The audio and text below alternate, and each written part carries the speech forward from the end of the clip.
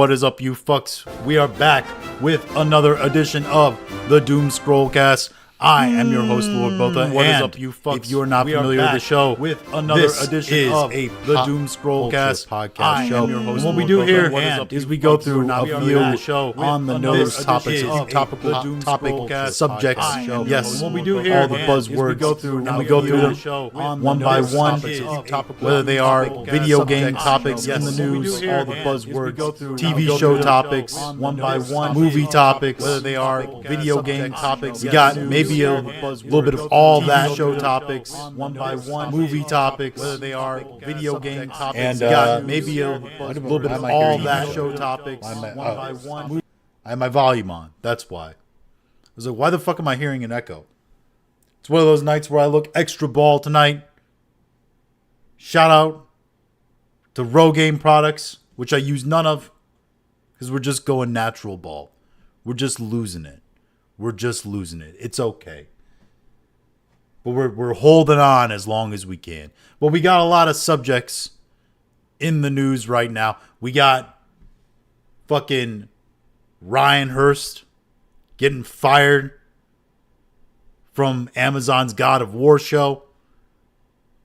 We're going to talk about that.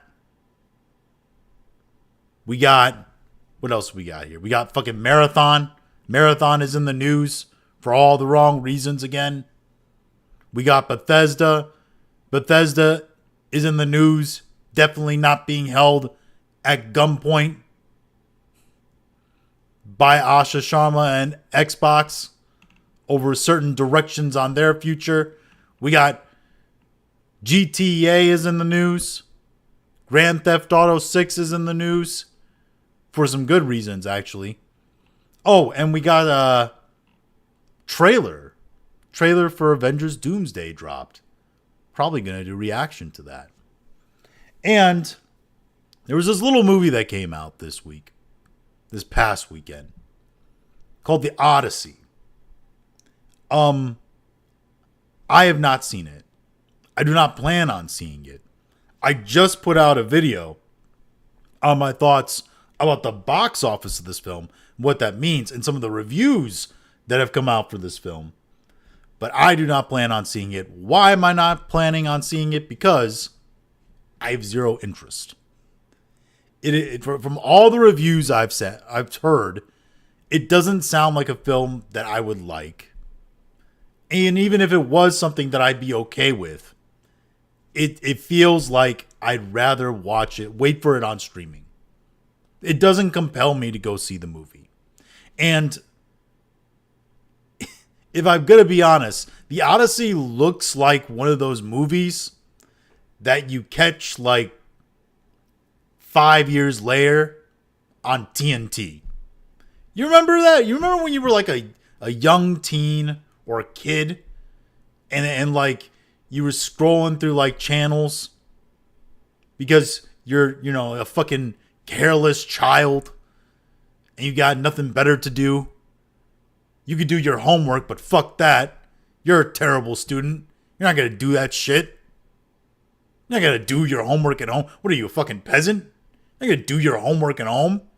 You do your homework hurriedly right before school starts. Preferably right before class. Everyone knows this. So what do you do instead? You scroll through the channels. And you come across fucking TNT. And what's playing on TNT? The Prestige. And that's how you watch The Prestige. You watch a cut down, censored version of The Prestige on TNT. And that is your first impressions of Christopher Nolan. That's The Odessy for you. I don't understand. It's not my cup of tea. I feel like it could be better. Like, from everything I've seen and heard of The Odessy, this feels to me like Nolan's version of Peter Jackson's in his post, like, Lord of the Rings years. Where Peter Jackson is making King Kong and producing District 9. Where it's like, yes, King Kong and Peter and District 9 are not terrible. They're okay. But it's Peter Jackson, man. We expect more. And I mean, like, it's Christopher Nolan, man. We expect more. You know what I mean? And I just don't get that from the... Listen, the movie is going to make money, all right? It's going to at least break even, I think. I think the break even number around here is around 800 million. I think this is going to make 900 million. I'd say its floor. Its absolute floor is 650. I don't think it's going to do that. I think it's going to do 800 million easily, maybe in the 870s range, but it's not going to get over $1 billion. I don't think it will. Listen, Toy Story 5 just came out, right? And that movie, when it was coming out, everybody was saying, this thing's guaranteed. It's going to make well over $1 billion. It's going to be fucking huge, massive hit of the summer. The movie has been out for a month. It's just now getting to where it's $1 billion. Maybe. Last I checked, it was like $100 million short. But that was days ago. So, all I'm saying is that if Toy Story 5, which was a guaranteed, like, well over $1 billion movie, right?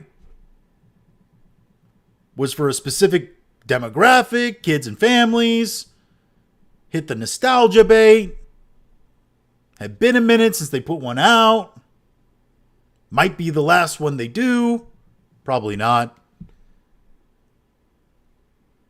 Everybody thought this film was going to make over $1 billion. And guess what? It's struggling to get to that mark. I think the Odyssey is going to struggle. And you know why the Odyssey is going to struggle to get to $1 billion? It has nothing to do with the culture war. The culture war is a red herring when it comes to this. The real reason this movie is going to struggle to make money hand over fist, to make well over the profitability mark, is because it kind of has low rewatchability. To make well over $1 billion, you have to get people going to your movie more than once. And who's going to go to see the Odyssey more than once? Cinephiles, maybe? But can you really count on them as a massive audience? To get people to go to your movie several times over, they have to like your movie, and like it has to make them feel good. It has to give them an uplifting feeling, right? You're not going to get this. First off, you can get that with some versions of the Odyssey. The Odyssey should be an inspirational, heroic story. But you don't get that from this version of the Odyssey. Or so I've been told. Kind of ends on a bittersweet, dark note. So who wants to go see that over and over again? The second problem it has for it is the budget. Because the thing is $250 million in production budget. You got your marketing budget. And you think this thing had fucking massive marketing budget. You have the marketing budget on top of that. And then you have theater cut. This thing is just... It's bogged down by the weight of its budget. Like I said, $800 million easily to have to break even. I'm not sure this movie does massively overprofit. You know what this movie will make? This movie will make enough money to be controversial. It will not make enough money to be a guaranteed all-time hit that is inarguable. Its success. Think about Obsession that just came out, right? Compared to its budget and the money that it's making, Obsession is an inarguable success financially. The Odyssey, I don't think is going to be that. But however, it's also not going to make so little amount of money, like $300 million or whatever. Fucking Thunderbolts level money, doubled that is, and I like the Thunderbolts. It's not going to do that and be an obvious flop. Okay? Neither of those things are true. What this movie is going to make is it's going to make enough money to be controversial. And that's about it. And people are going to argue about it for a little while. You know what they're not going to argue about? The plot points of the movie. They're not going to argue really about any of that because this is, from everything that I've heard about it, essentially Christopher Nolan's version of an Avatar movie. Where Avatar movies are really big, blockbuster, expensive films, not really memorable in terms of the story they present, kind of in one ear, out the other, even though the Odyssey is a 3,000-year-old like story, stood the test of time. The version of it that Christopher Nolan tells is probably going to be kind of forgettable. And it's way overhyped, and it's going to make a ton of money. It's his version of an Avatar film. But hey, those are just my thoughts on the Odyssey.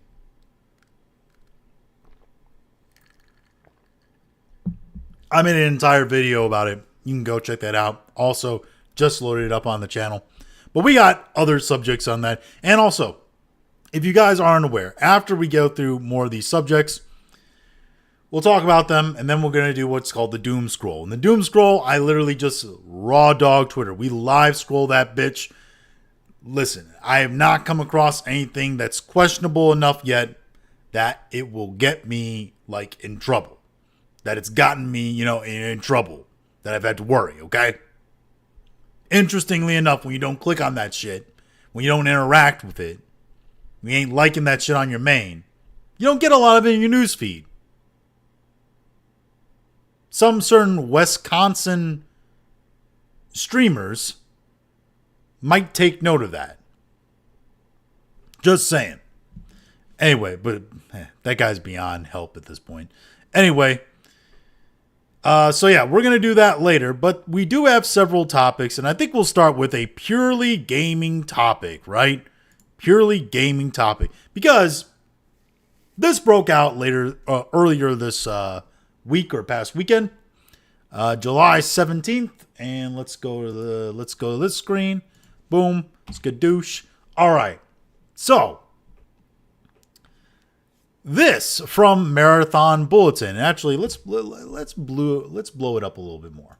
Let's blow it up a little bit more. I'm doxing myself here, but it's okay. It's okay that people know my name. All right. Marathon Bulletin. Breaking.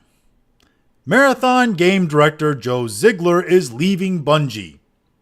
Del Shafe III, that's a wild name, previously the game's assistant director, will take over as Marathon's new game director. So just to be clear, you remember that live stream that was basically an apology tour live stream where they were giving a development update, but they opened with like, hey, we fucked up because they literally stole an artist's work. They plagiarized an artist's work for their game that looks like ass, by the way. Looks like straight booty cheeks. It turns out that both the art director that was in that live stream, the guy whose face was like the whole time, that dude, he's gone. And now the other guy, Joe Ziegler, this guy, he's also gone.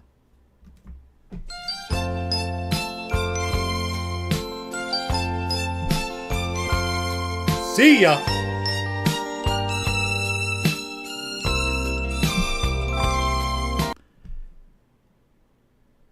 It's just funny to me because everybody's bailing now. I think this is when the rats are scurrying off the sinking ship, all right? Marathon is not long for this world. It might be the thing that sinks Bungie, by the way. Even though I did see that like the numbers for Marathon are actually going up today. They went up this week. I think it has something to do with the fact that like they realized, oh, the people who made this shit are leaving and it's probably dying soon. But I would not be surprised that if Marathon doesn't make it past this year, if not especially 2 years. I don't think Marathon's got 2 years in it. And I don't quite know how Bungie recovers. It's funny because like Halo, after campaign evolved, Xbox like came out and said that they have no Halo projects in development after campaign evolved. So Halo is effectively a dead series. And the guys that originally made Halo, Bungie, are about to be a dead studio. That's kind of crazy, huh? That's a wild thing to think about.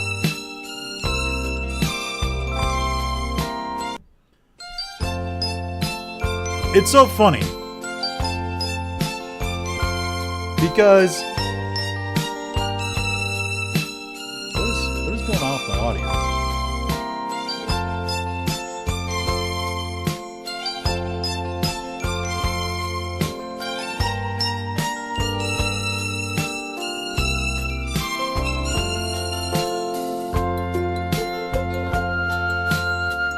What is going on with you? What are you doing? Quit it.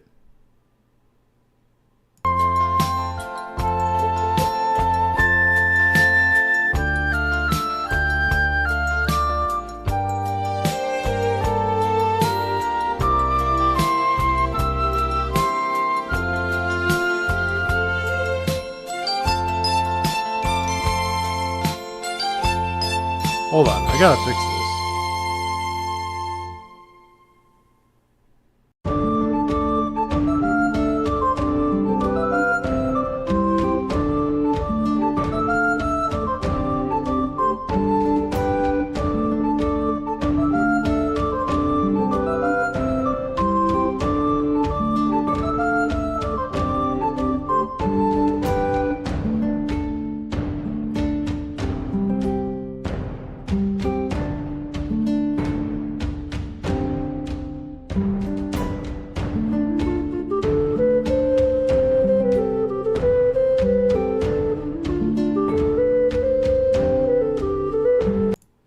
Okay, hold on.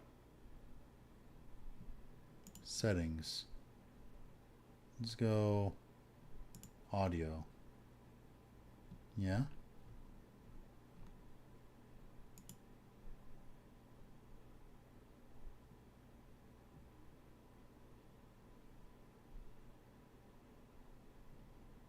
Let's see options.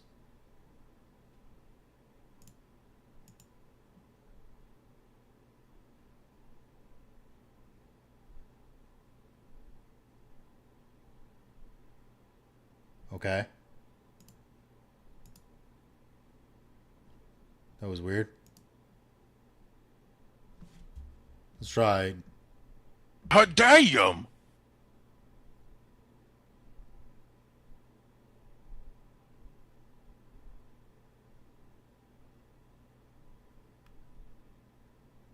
Wait for it. Wait for it.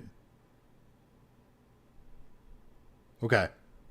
I think it's all right. All right. Okay. That was weird.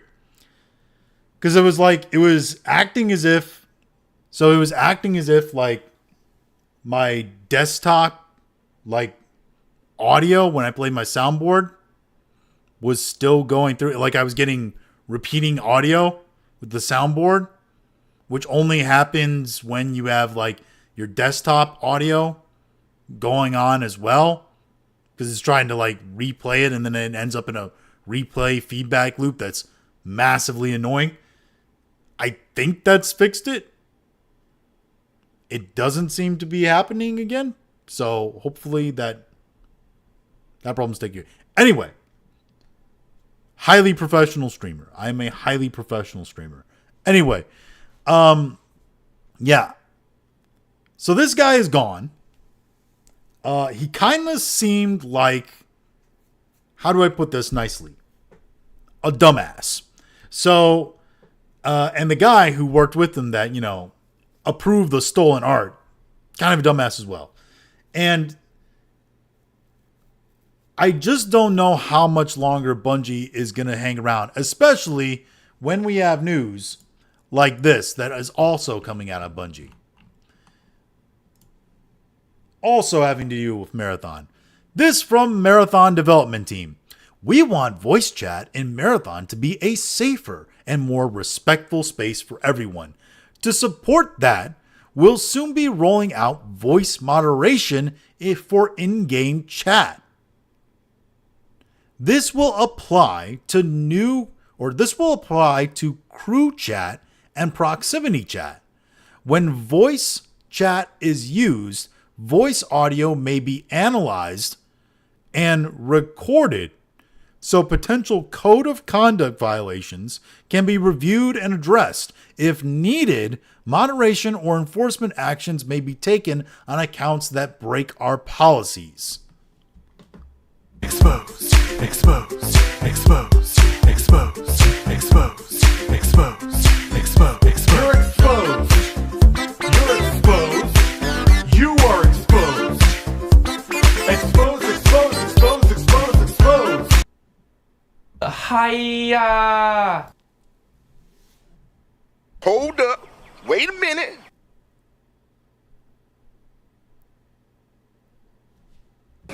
What? Bro, what are you talking about, man?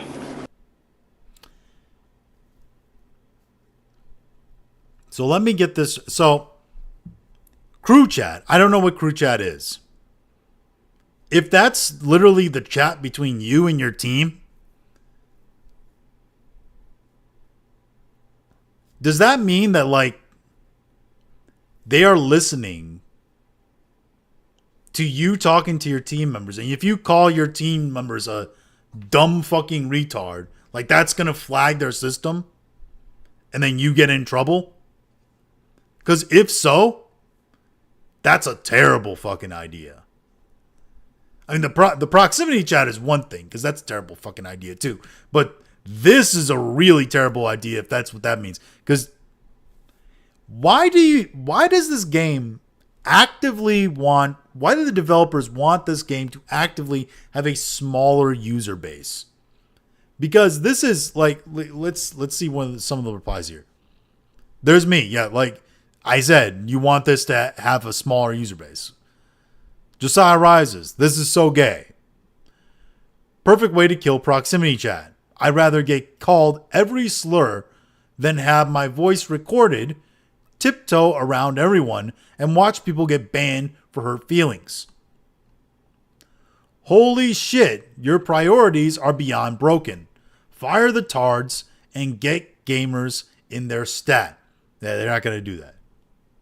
That's fucking Smash JT of all people. This guy. Honestly, yeah, this is needed. I've had people cursing me out or calling me all kinds of derogatory words simply because I didn't do the extract action that they were so vague about yelling and screaming. Why are you gay? Try to relax your anus. Hey, yo, what the fuck? Dishonor. Dishonor on your whole family. Make a note of this. Dishonor on you. Dishonor on your cow. Let's take a look. Let's take a look. Oh my brother. I don't think I have to. This feels like, bro, this feels like a troll.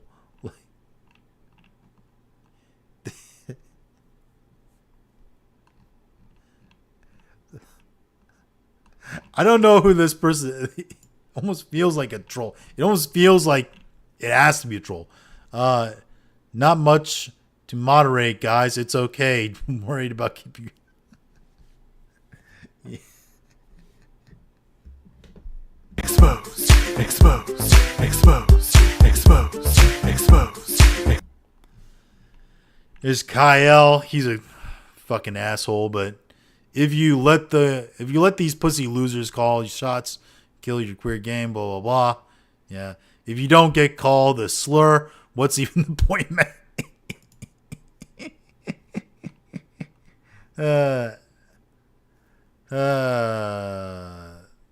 They keep transcripts of your voice chat forever. Yeah. Yeah.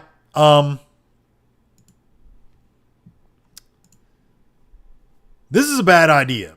And it's ultimately, the game is already on its way out, dying, but this is just going to help push it further along towards passing.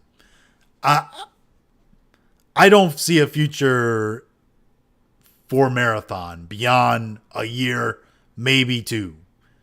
And I honestly am surprised it's held on this long. I really am. What else we got here? Let's do GTA news real. So, there were all those like rumors and stuff like that were out about GTA making like over $250 million in like pre-sales. And everybody was like, even I was like, you have zero source on that? Because it was like a fan account. I was like, you have zero source on this? And it kind of feels like bullshit. It turns out it's not really bullshit. Because this comes from IGN. Newzoo analysis shows GTA 6 generated approximately $180 million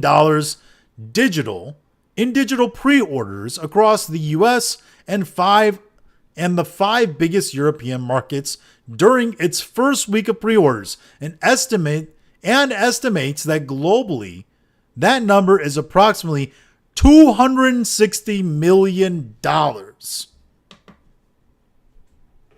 Boy, that escalated quickly. Here comes the money. Here we go. Money talk. Here comes the money. Ladies and gentlemen, we got him. That's a lot of dough. That's a lot of money. Anybody who thinks GTA 6 is not going to be successful is fucking dreaming. Like, there's no way that this game has a bigger, better chance, has a more guaranteed chance of being a successful game than Nolan's Odyssey had a chance of being a successful movie. That's how much of a guarantee this is. So, shout out to GTA and Rockstar. I mean, they're paywalling the full game behind $100. You can get the standard $80 edition if you're one of the poors. But if you want, the full game with full customization, clearly you're going to get the $100 version. It's so scummy what they did, by the way. It's just make the game $100. Like, just tell the people they were right and GTA is $100 instead of trying to manipulate, make yourself look like the good guy. You're not. You're just not. All right. What else we got here? Oh, Bethesda. Let's talk about Bethesda. Let me get a drink before we do this.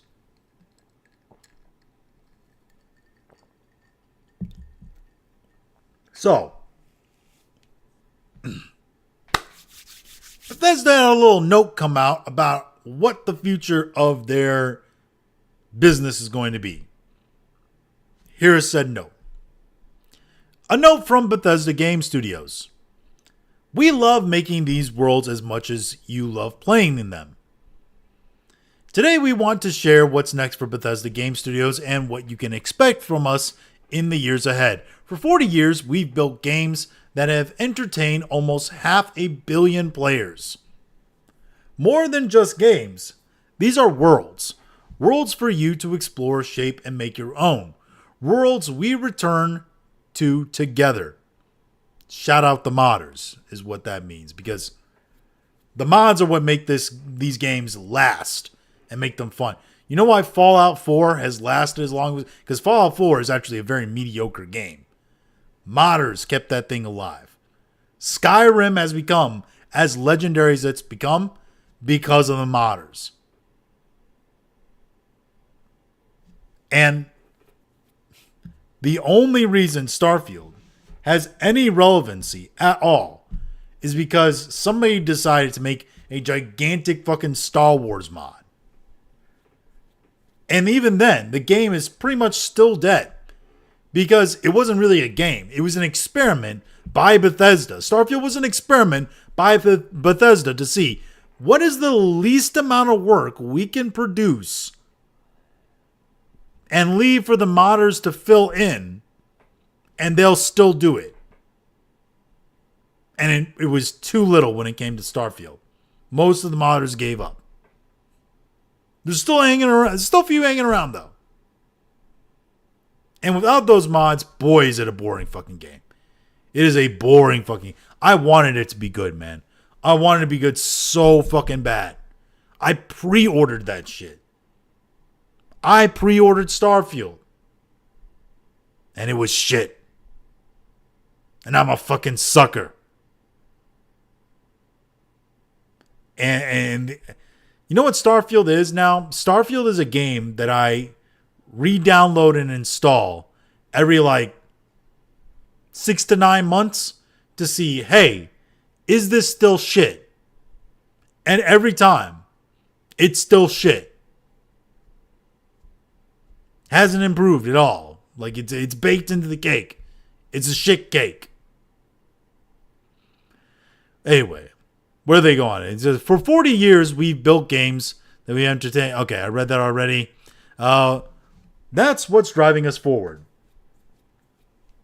We're investing more deeply in the world's players love, giving our creators a bigger role in shaping their experiences and bringing our teams closer together so we can get our games into your hands sooner, support them longer, and continue building them outside of for you for decades to come, or alongside you for decades to come. Starfield continues, and this is the big one here, because everybody thought Starfield did so bad, was so hated, that it was dead. It was a dead franchise. But they say Starfield continues, with over 17 million players logging almost over 1 billion hours to date. Starfield remains an important part of our future. If that many people have played Starfield for that long, the hours in Skyrim have to be in the trillions. That's fucking insane. As we enter year 3, we continue. It's only 3 years old. It feels longer than that. As we enter, it's weird because usually you hear about a game's age and you're thinking, wow, it's only that, it's already been that long or whatever. This is one of the few games where you're like, it's only been that long? Because that's as dated as the game feels. As we enter year 3, we'll continue expanding the settled systems with new stories, targeted gameplay improvements, and additional updates while preparing for the launch of new Starborn content next year. More than 40% of players already customize their experience through creations and will continue investing in creators and giving players new ways to make Starfield their own. Like what? Like giving us an actual end to the story? Because, spoiler alert, if you don't want to know the end of Starfield, plug your ears. But the end of Starfield is a fucking time loop. At the end of the game, you go back to the fucking beginning of the game and then you start again. It's how they do that for fucking new plus game mode. It's stupid. Have an end to the game. It's ridiculous. Nobody wants that kind of payoff. It's not a payoff. It makes you feel your choices don't matter. So yeah. Created by players. We believe from the beginning that our worlds belong not only to the people who make them, but also the people who play them. That's why we make our games halfway done, so you can fill in the rest of the content. That's why we've long provided players with the tools to create their own experiences. What I was just talking about, modding. Dating back to the Morrowind construction set, this year marked another major milestone for creations with its expansion to Fallout 4, joining Skyrim and Starfield. We're proud to say creators have already earned more than $10 million in royalties from their work. This is the, Bethesda approved mods, right? You turn in your mod to Bethesda, they give it the okay. You can get your mod strapped to. Funny enough, I don't think any other I don't think the sex mods in Sims 4 for EA or Sega, whoever fucking makes Sims, I can't even remember at this point, is going to earn them any cash anytime soon. Even though they're probably some of the most downloaded mods. Fallout, the future of Fallout. Here's another big one. Fallout is one of our biggest priorities today. Fallout 5 remains our long-range destination, and we have multiple Fallout projects in active development now.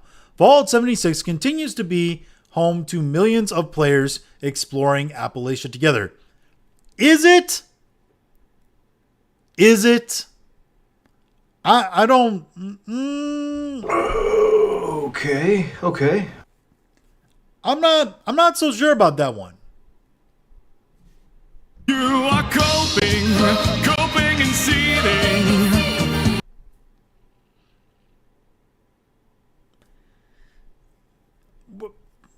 I'm gonna let them have that one, okay? But let's just move on. With nearly 70 free updates released to date, the journey is far from over. In fact, we have a major Fallout 76 expansion plan for next year. Raven Rock. Ooh, guys. Is anyone out there excited for the expansion to Fallout 76? A game that's so bad that in lore, it is expected canon that the game is going to be made a simulation that takes place before the actual bombs drop, before the actual game, because it's so bad. Raven Rock is a prequel story to Fallout 3. Probably explaining how it's a simulation, hopefully. Fallout 4, the most award-winning game in the franchise, just celebrated its 10-year anniversary and recently passed over 35 million copies sold, continuing to attract new audience every year. Okay, yeah, that's the thing. For as much hate as Fallout 4 gets, and I think Fallout 4 is actually okay, it moved a lot of sales. And yes, a lot of that was based around the popularity of 3 in New Vegas, but I mean, even to this date, it's moving copies. And while the Obsidian games are going to be considered, while New Vegas is probably going to be considered the best one of the Fallout series, Fallout 4 is still going to be pretty popular.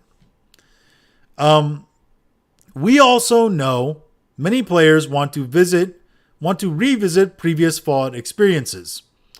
While we're not announcing any dates today, we have been working on remasters of Fallout 3 and Fallout New Vegas. So let me get this straight. Obsidian, as it's already been announced, is working on a new Fallout game, right? They've been announced that they're working on a new Fallout game, but Bethesda is working on the remake or the remasters of Fallout 3 and Fallout New Vegas, which are games that they did not work on. So how does that... Hiya! What? Bro, what are you talking about, man? How does that make sense?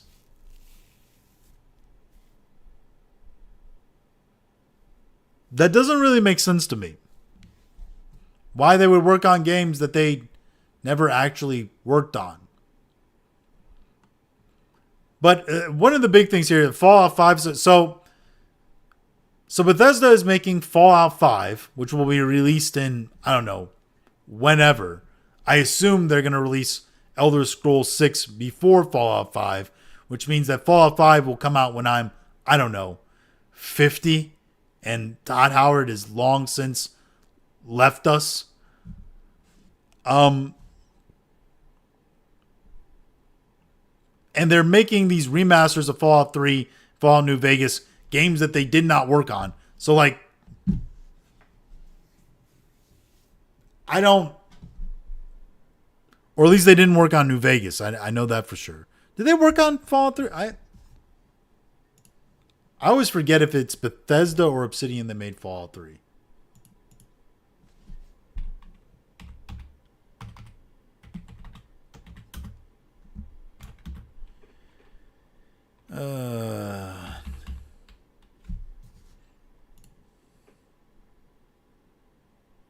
Okay, yeah. So Bethesda made 3. That's what I thought. But they didn't do New Vegas. I know that. So the fact that they're doing New Vegas kind of doesn't make sense to me at all. Like, at all. Oh, shit.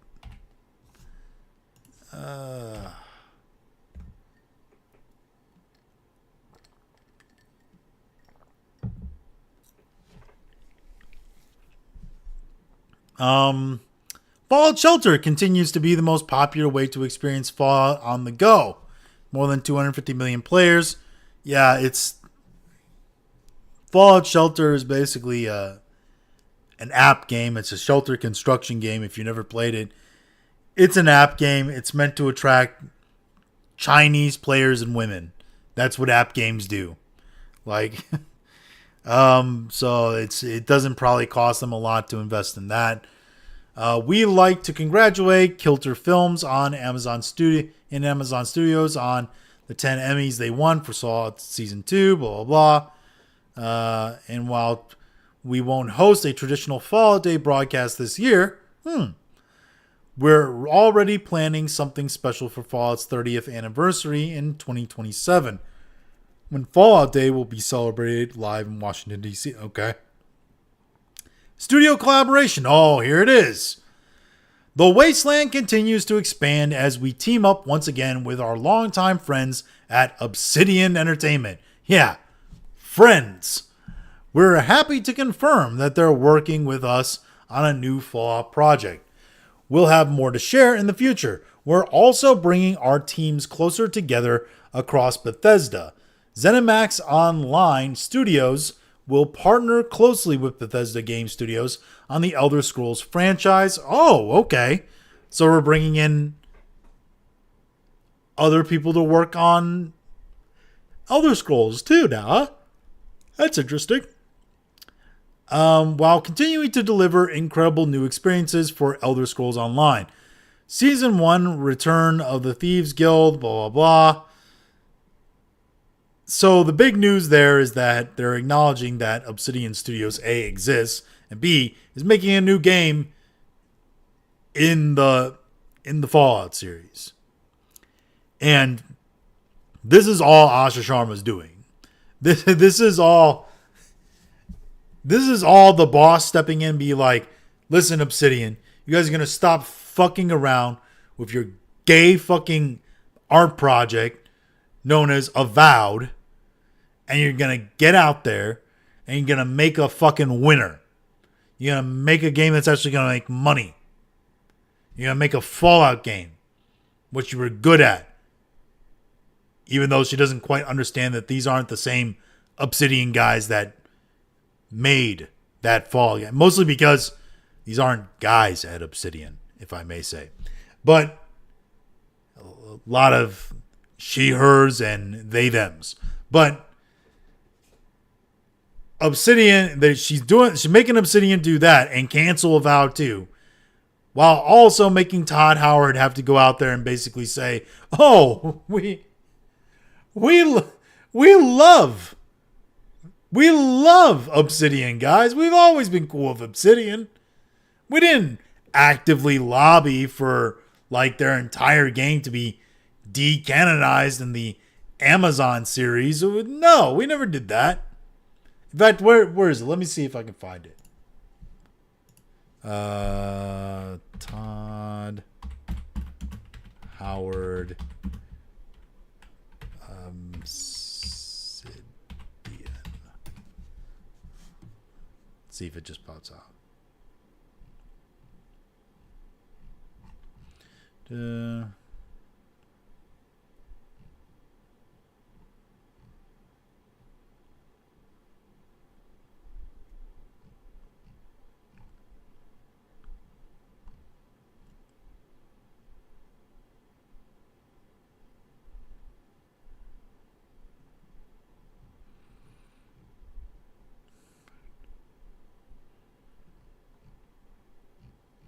I don't really like that.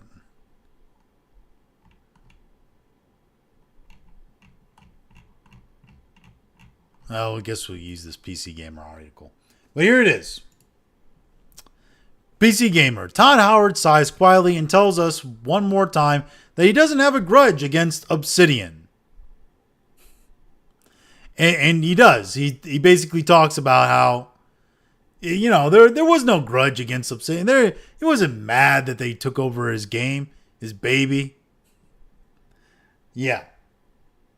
For sure. Also, here's another thing. So, where is it here?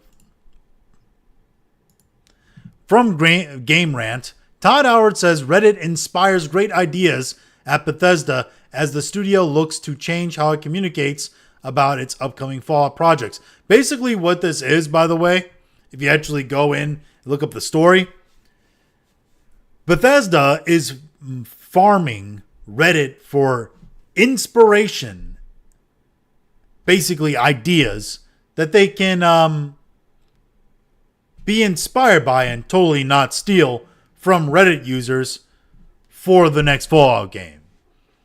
So, the part of the game that they're making, story-wise at least, is not original. And the content has to be filled in by modders. So what exactly, what would you say you do here? Because it doesn't feel like a whole lot for Bethesda. So let's see here. Anyway, this continues. Elder Scrolls and beyond. The Foundation extends beyond our teams to technology tools and systems that will power the next generation of Bethesda's RPGs. Our teams are now developing the Elder Scrolls 6 and Fallout 5 on the Creation Engine 3.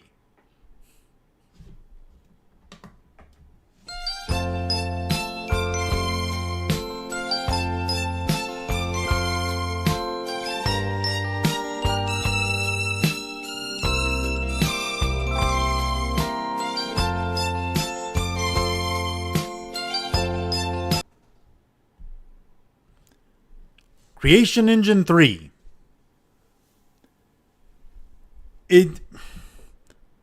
Here's the thing. It doesn't matter. I hold no trust for them to develop a new engine for Bethesda. Jack of all casuals is here. How you doing, man? Fallout 5, Elder Scrolls 6, Body Type A and Body Type B. Listen, probably, yes, but also they have way bigger problems than just that.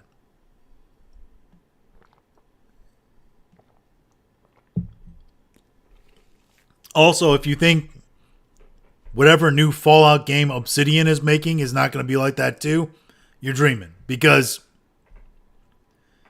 Obsidian is woke as fuck nowadays. So, oh, I know, just a little jab. Yeah. It's definitely a little jab. Have you seen the size of Todd Howard? But Creation Engine 3, a shared technology platform we've been building since Starfield launch. It allows our teams to support multiple projects simultaneously with new tools, rendering, and systems that define our games. Here's the thing. It's still going to be the same janky mechanics, though. Like, the engine itself is bad. Like, the way the characters move and behave and the way everything is modeled is bad. You can slap a new coat of graphics paint on it. It still means the NPCs are fucking wooden as shit. It just won't fly anymore. You gotta tear the thing down, completely demolish it, and try again. And also, I can't imagine. Bethesda can't even do one project at a time. They've been working, how long have they been working on Elder Scrolls 6 in this era where they've been doing one game after the other? They can't even, how are they going to manage doing multiple games at once? Like, what are we even talking about here? Also, on one hand, they need a new engine. On the other, the devs can't create shit. Yeah, exactly. I was just talking about that. How Starfield is basically an experiment. Starfield was an experiment on how little work can we put into a game, put it out for consumers, and then the modders will just fill in the rest. Like, that's all it was. But yeah, Fallout 5 is currently in production. Okay, cool. The Elder Scrolls 6 is our primary development focus today. I guess we'll see it in another 6 years. The majority of our team currently working on the next chapter of the franchise. With over 65 million copies sold, players are still exploring Skyrim 15 years later. Yeah, and you live in fucking fear of that every goddamn day. These motherfuckers, they live in absolute fear of the success of Skyrim because they know if they move on from Skyrim, people might want to spend time in their new game. If their new game is shit, it won't have the long burn that Skyrim had, and it will get compared to Skyrim. And then suddenly you have this thing where, like, why is the new thing not better than the old? It's kind of not difficult. Like, how? Creation Engine is basically being held by duct tape and dreams. Brother, they need to just, like I said, they need to just scrap the whole thing, use somebody else's engine, or just develop something completely new. It doesn't work anymore. It doesn't work anymore for what people want and need. It produces boring games for what they want to do. For what they want to do specifically, it can't work. Another Marathon versus Destiny 2 dilemma. Yeah, kind of. I would not say that Destiny 2 had the same success as Skyrim, though, comparatively, but I see the comparisons within one another. Destiny 2 was kind of like, this makes some money for us.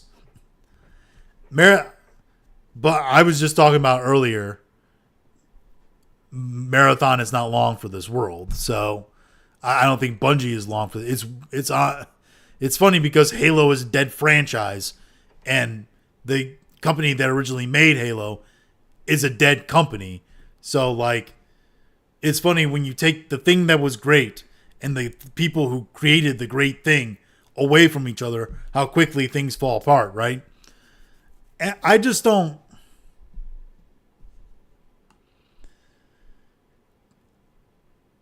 It's one of those things where, like, Bethesda doesn't make AAA games. I think it's time we accept that. In this day and age, for what people expect from what's considered a AAA game, Bethesda isn't a AAA studio. Bethesda produces AA quality games. It's just the truth. And if they could do that on AA budgets, that would be fine. But they don't. And that's ultimately what's going to come back to bite them in the ass. And I don't think they can produce in the same way people think they can produce. Across Bethesda Game Studios, we are building for the future of Fallout, Elder Scrolls, and Starfield. We're investing in our technology, bringing teams closer together, supporting our live games, expanding into new forms of entertainment, and developing the next generation of Bethesda RPGs. We couldn't be more excited, blah, blah, blah. Xbox totally didn't make us write this. And you could tell Xbox totally didn't make us write this because Mom showed up. Todd Howard just shared his plans for Fallout, the Elder Scrolls, and Starfield franchises. These words have earned a special place with hundreds of millions of people, or these worlds, hundreds of millions of people over many years. I'm looking forward to what's next, including the partnership with Obsidian on the new Fallout game. This is the equivalent of like you have something to show off, or you're being forced to show it off. Like you're being forced to show off something or apologize to some kid you fucking harassed in school or whatever, and your mom is coming up behind you, like her hand on her shoulders, and she's like, "Hey, excuse me, Johnny has something he'd like to say." And then afterwards be like, "Well, I think we've all learned a lesson from this." And like,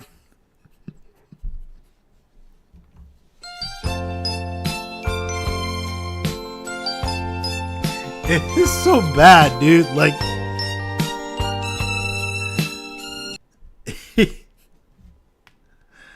oh man. But yeah, she's basically like being like, "You go, Bethesda," and reiterating the same shit that they've said. It's so funny. It's so funny, dude.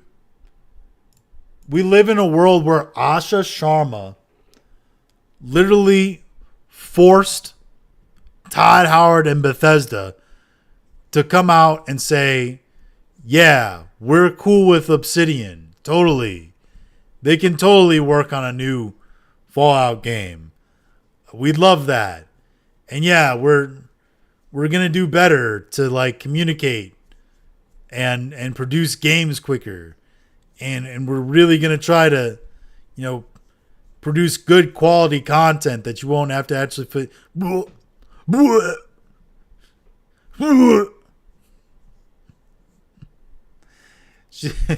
Meanwhile, also going to Obsidian and be like, "You motherfuckers better produce a fucking Fallout game. Put a fucking winner in.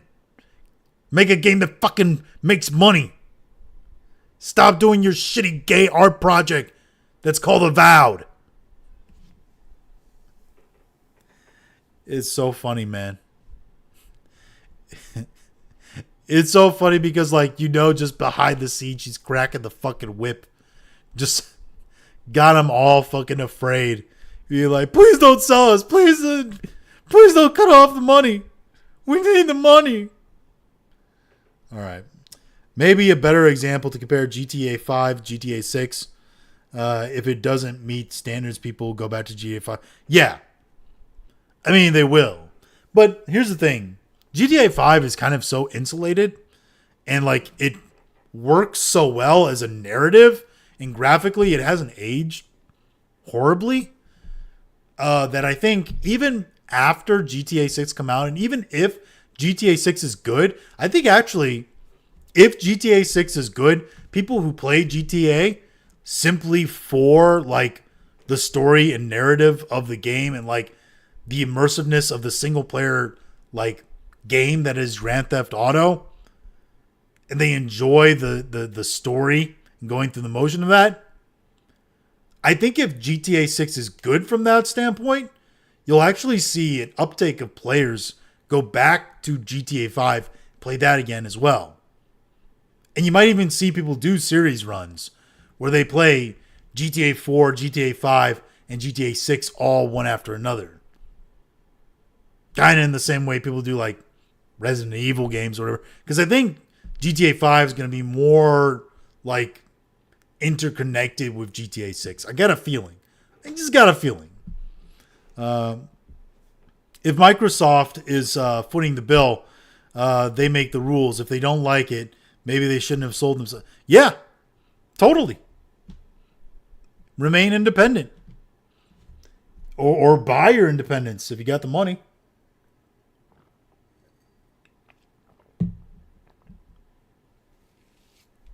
Or you don't like, if you're a developer and you don't like being under the thumb, like leave. Go start your own company. Go start your own business. Or go find a studio that needs developers that you believe in their project. Go work for them.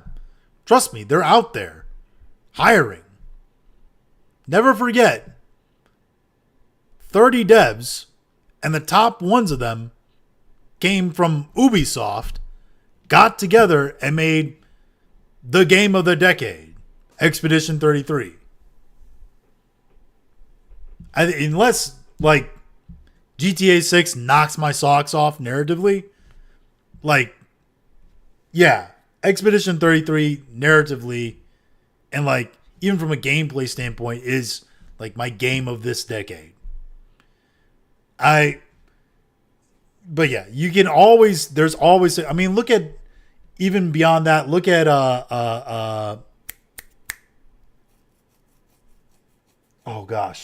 Dispatch, right? Those guys were all like Telltale devs that still liked making Telltale style games and believed in their game. And they went out and they made their game. That's really good, by the way. I love Dispatch. I can't wait for the next installment, to be honest. I was thinking the same thing with Expedition 30. Yeah, exactly. This is why, like in the movie industry, when I see movies being made about like African lore or like some kind of story within the balance of Africa, it's like it's all black actors and everything, and people are like kind of scoffing at it. I'm like, no, that's fucking awesome. Like, I don't want them doing what they're currently doing, which is trying to insert that bullshit, insert themselves into European history and European mythology, and trying to say that there were Asian, Indian, and trans men in Greece, ancient Greece. I would much rather them make a movie about their lore and about their mythology in their native land, like filmed in their native land. Do that. That's cool. That's awesome. Probably teach me some shit. Probably show me some new stories that I could actually enjoy. I'm down for that. There's nothing to be hate. Anyway. So yeah, Bethesda, man.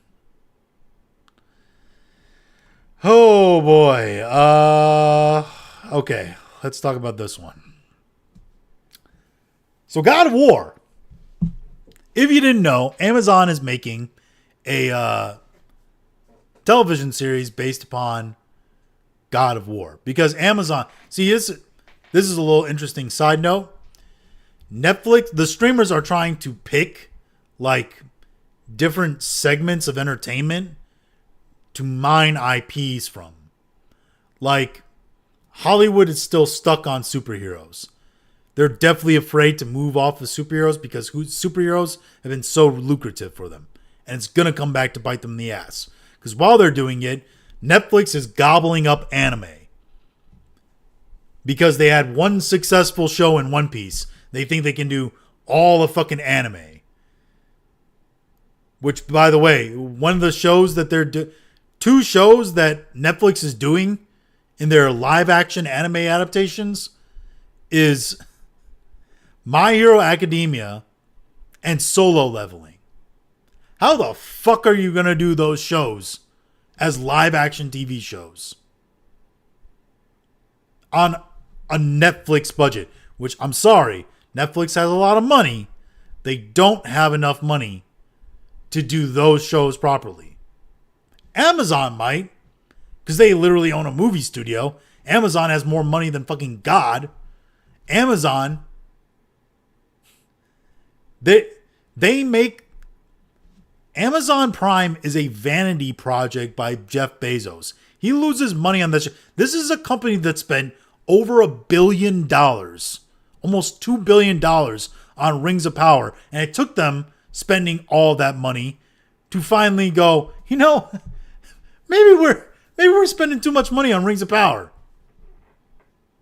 So they have the money to potentially do a solo leveling series. Netflix, no. They don't. The Great Wall of Matt Damon. Hollywood trying to double dip the American and Chinese market and failing. Yes, I also think that Matt Damon... I think Matt Damon took that film as a favor to somebody. I think that was a Eastern movie trying to get Western star power. Because, like, it just, from all accounts, that movie makes no sense as to why he's there. Like, 0 sense. Live action Cowboy Bebop, Death Note, One Piece, 1 out of 3 success. Still not a good record. Yeah, but here's the thing. Netflix sees those anime adaptations the same way, like, the gaming industry sees live service games. They're all like, well, our Fortnite is around the corner, guys. Just one more live service game. One more and we'll hit and we'll be on the gravy train. Not understanding that the trend for that is actually dying off. And here's the thing. If they make a bunch of shitty adaptations of anime, people aren't going to like anime adaptations and just equate them with being shit. And automatically soon, it's a live action adaptation of an anime. So it's probably going to be bad because they can't pull off live. No one can pull off live adaptations of an anime. That's what people will assume. Which is stupid because there's a lot of animes out there you could easily pull off. Right? I mean, hell. You could pull off a Pokemon like live action adaptation. You could. You could pull off a Digimon live action adaptation. You could pull off it. So an anime I've actually recently got into is Spy Family. You could pull off a Spy Family adaptation. It's not difficult and it would be immensely popular. It's got action. It's got romance. It's got a fun family dynamic. It's got cutesy kid stuff. It's kind of violent, but also fairly family friendly. Like, and it'd be an easy adaptation into live action, but they're not going to do that. It's stupid. I don't understand, man. Live action Gundam, if anyone else, great success. Netflix, yeah. I mean, I saw a lot. I know It's a Gundam posted a photo, which is like a set photo of. Actually, here, let me see. Let me see if I can find it. It's a Gundam. Yeah, here. Yeah, he posted this. Netflix should have had Hugo Boss make the outfits for the live action Gundam movie. Because, yeah, Hugo Boss made the outfits for a certain political party in 1930s Germany. Because, yeah, these look pretty terrible. Like, I don't know why they have two angry looking lesbians dressed up here and that. I don't know why. What's with the fucking old lady? I don't understand. Is she a makeup? I don't know. I don't know what's going on with all this. I don't hold a lot of hope for the Gundam anime live action. I really don't. But yeah, the other one is Netflix or Amazon. Amazon isn't trying to do anime. Amazon is trying to do video games, which is the other option that Hollywood is ignoring.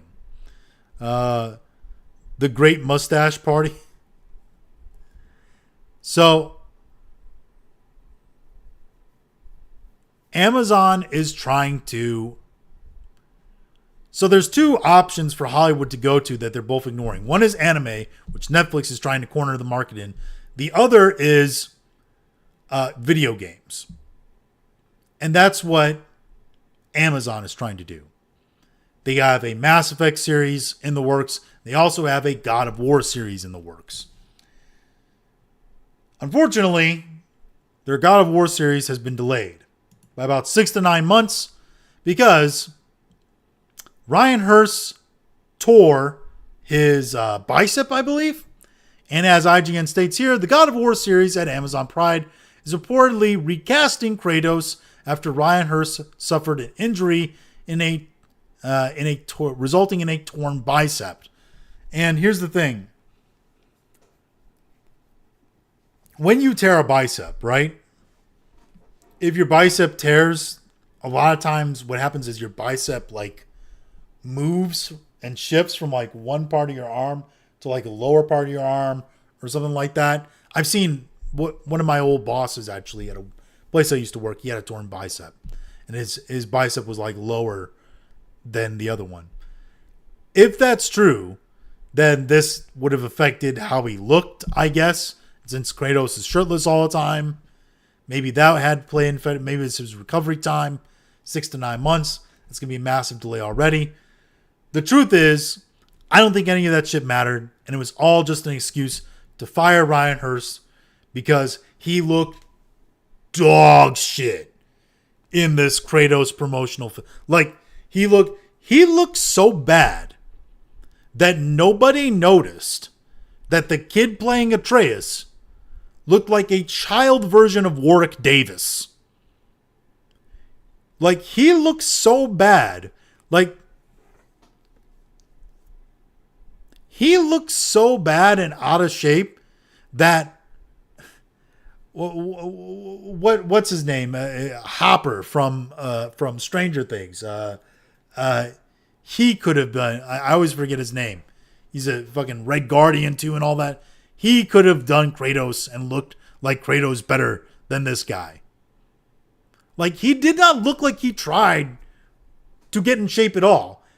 And everybody's like, oh, it's a bad angle. He's bent over. No, it is. But also, leaning over like that doesn't give you the pot belly that he had. And it doesn't make your muscles look flat in your arms, okay?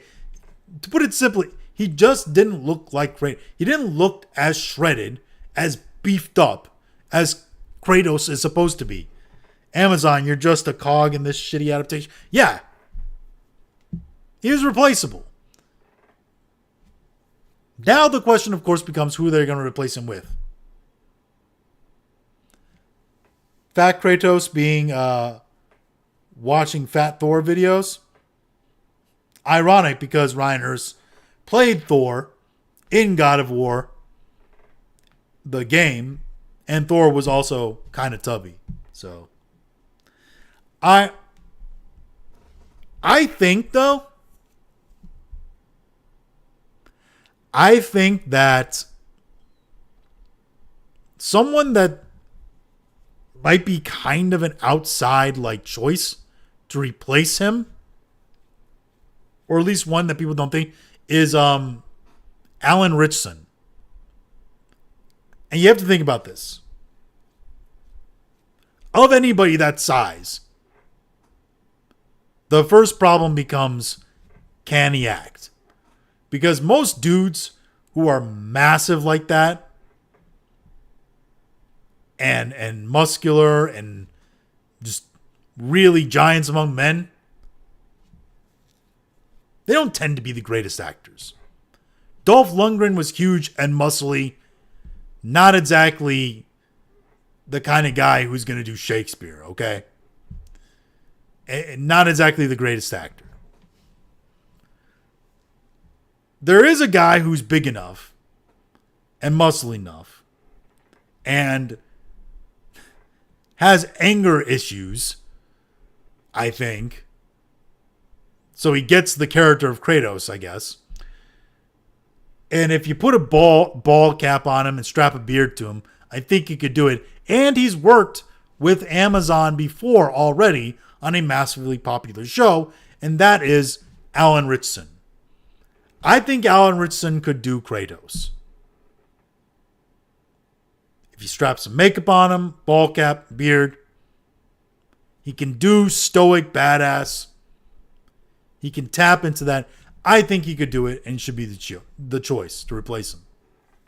Now, will that happen? Probably not. But I think that's the direction you need to go.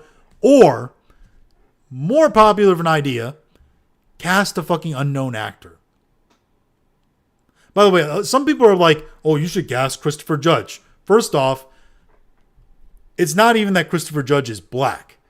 Christopher Judge is like in his, I think, 60s or at least 50s. Like late 50s. He's too old to do this, all right? He's way too old to do Kratos. I'm sorry. Even if he is in really good shape, which I don't think he is anymore. He's just really too old. Also, his face is busted as shit. If you look at him, dude has had way too much plastic surgery. And I love the guy. Huge Stargate fan when I was growing up as a kid. But I think it needs to either be someone like Alan Ritchson or it needs to be an unknown actor. And that's probably the best choice. I like an unknown actor. Don't give me somebody who I'm like, that's so-and-so as Kratos. Give me somebody who's going to embody Kratos. Just like, I don't want to see an actor like play Commander Shepard. I just want to see them get an unknown actor and that be fucking Commander Shepard. Okay? For all the shit that we give them and fucking Halo as a series, at least Pablo Schreiber, you didn't know him from fucking anything.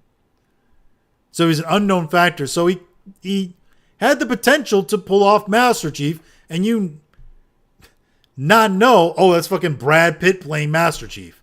Although, to be honest, Brad Pitt, knowing his personality and characters he's played in the past, probably could have done a better Master Chief. Actually, now that I think about it, Brad Pitt as Master Chief sounds actually pretty fucking dope. I'd actually get behind that.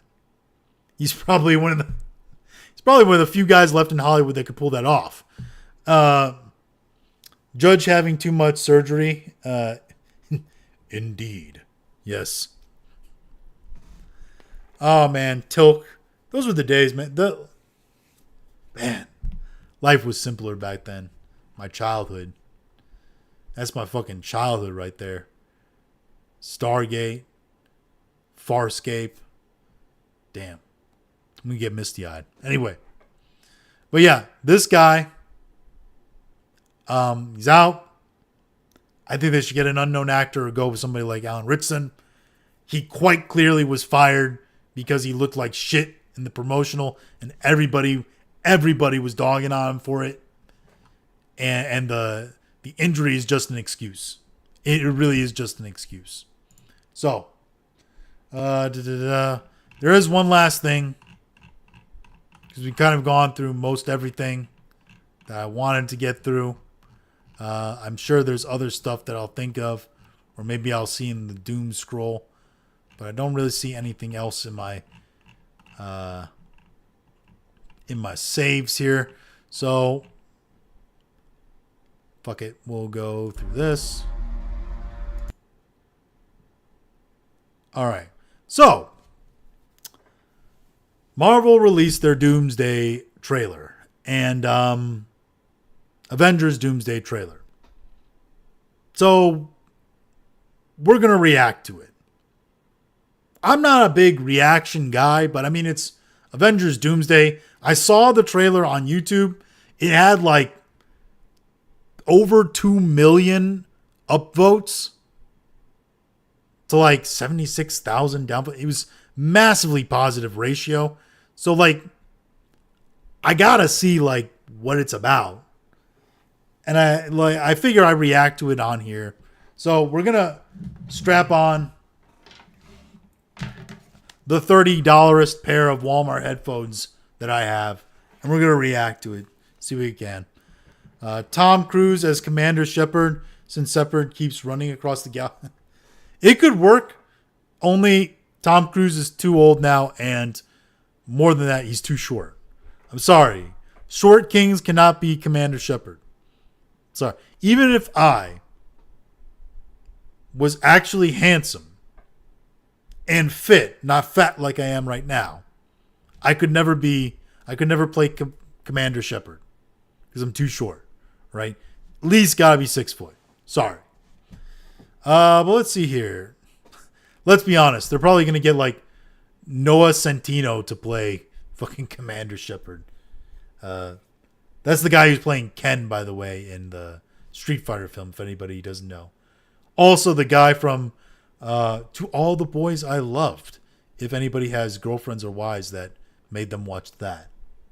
Like me. So, let's go ahead and... So this is what we're going to do here. We are going to watch the Avengers Doomsday trailer as a reaction, and we're going to watch it straight through the first time. Then, we are going to comment on it a second time through, skipping here and there. Hopefully I don't get hit by this, and we will see. Let's see here. Make sure the audio is all right. Nope. Let's go to web audio. Avengers Doomsday trailer.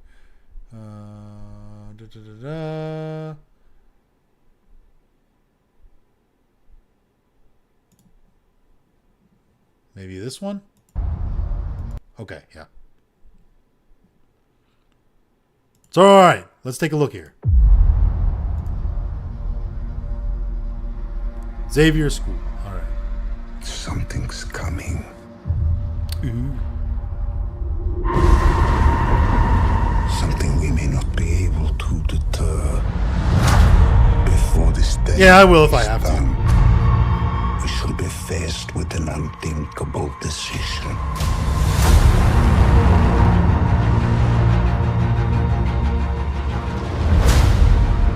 I've fought with many warriors in my time.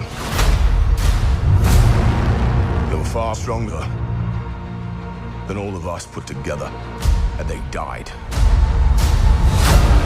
They died facing enemies and threats that scared me far less than this one.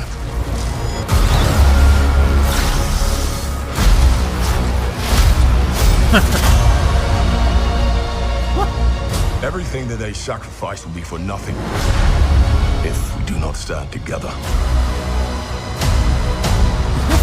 Put aside your petty squabbles. And presume nothing except this. If you return, you will return as brothers and sisters.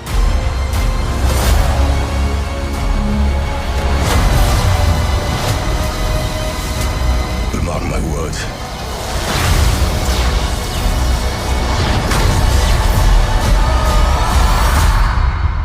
We're going to need a miracle. Hey, pal. It's not possible.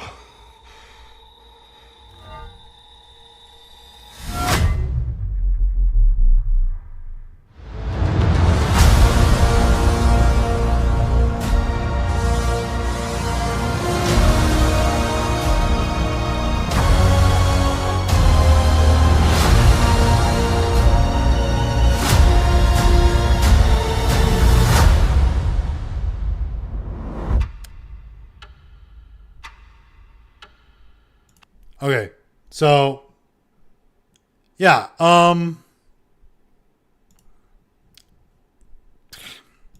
what can be said?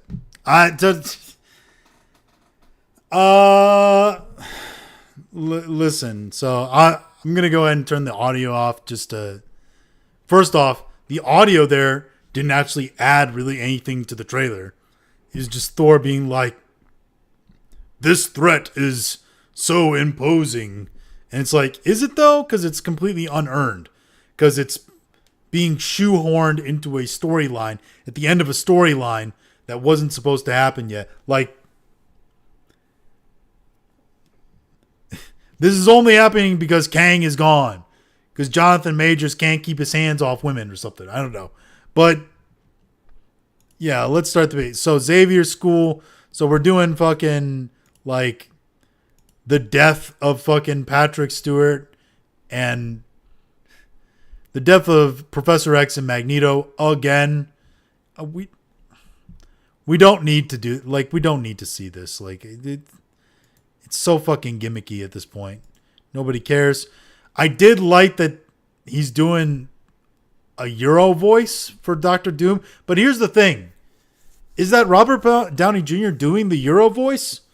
Because he doesn't sound like... It sounds weird, first off. And I didn't think that he was really a dude that does, like, accents. I know, like, he did Sherlock Holmes where he did a British accent and all that. But, like, I didn't think that he tried to do an accent. It doesn't seem like something he tried to do. Also, I like that he's being kept in the mask.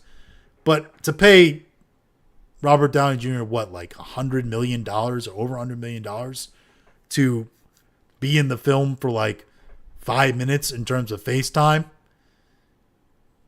and that's it. Like, and he does just an accented Euro voice the whole time. Like, you could have paid anybody to do that. Like, I don't know. So there's the Marvel logo, blah blah blah. Stick through it. Fucking Pedro. And I don't get what these costumes are. They're like trying to do the classic costumes, but also like modernized. Like it's weird. We have leader of Team Avengers, the Thunderbolts. Leader, right? Because Yelena totally doesn't lead them. I do have to say, I like Thunderbolts as a movie. Kang fucking up real life storylines is on point for the characters. If you're good at something, never work for free. Joker in the Dark Knight. Hey, listen. He is good. He's a good actor. But and I don't begrudge him his money, but like, you could have gotten you could have gotten anybody, man. Like, listen, I mean, think about Lord of the Rings, right? Lord of the Rings uses Jonathan Rhys Davies for like what 3 different characters in that like movie or movie series or something like that. At least 2, because he's Treebeard and he's Gimli. So, like, you know, spread it around a little bit. But, yeah. You have fucking Sebastian Stan here as Winter Soldier, who's not Winter Soldier anymore, I guess. I don't know. But, yeah. I like Thunderbolts, but it performed terribly, and I don't know. It's Team Avengers. They're the new Avengers, though, right? Not Thunderbolts. We have Captain Black, African American, who is literally here to be the reason why we can't put Steve Rogers back in the Captain America suit. And we also have Paul Rudd's Scott Lang here, who should have been out of this series a long time ago and doesn't serve a whole lot of purpose now. If the leaks are to be true, and this is spoilers for anybody who doesn't want to hear there, so plug your ears or, you know, mute or whatever for the next second. Spoiler is he dies. He dies in the movie. Like, he does not come back. Like, not for Battle World or any of that shit. Like, he's gone. Which, knowing Paul Rudd, kind of fits because he's probably like, listen, I want out of this shit. This has gone on too long. So, yeah, but Disney wanted RDJ and he had all the leverage. Yeah, I mean, true.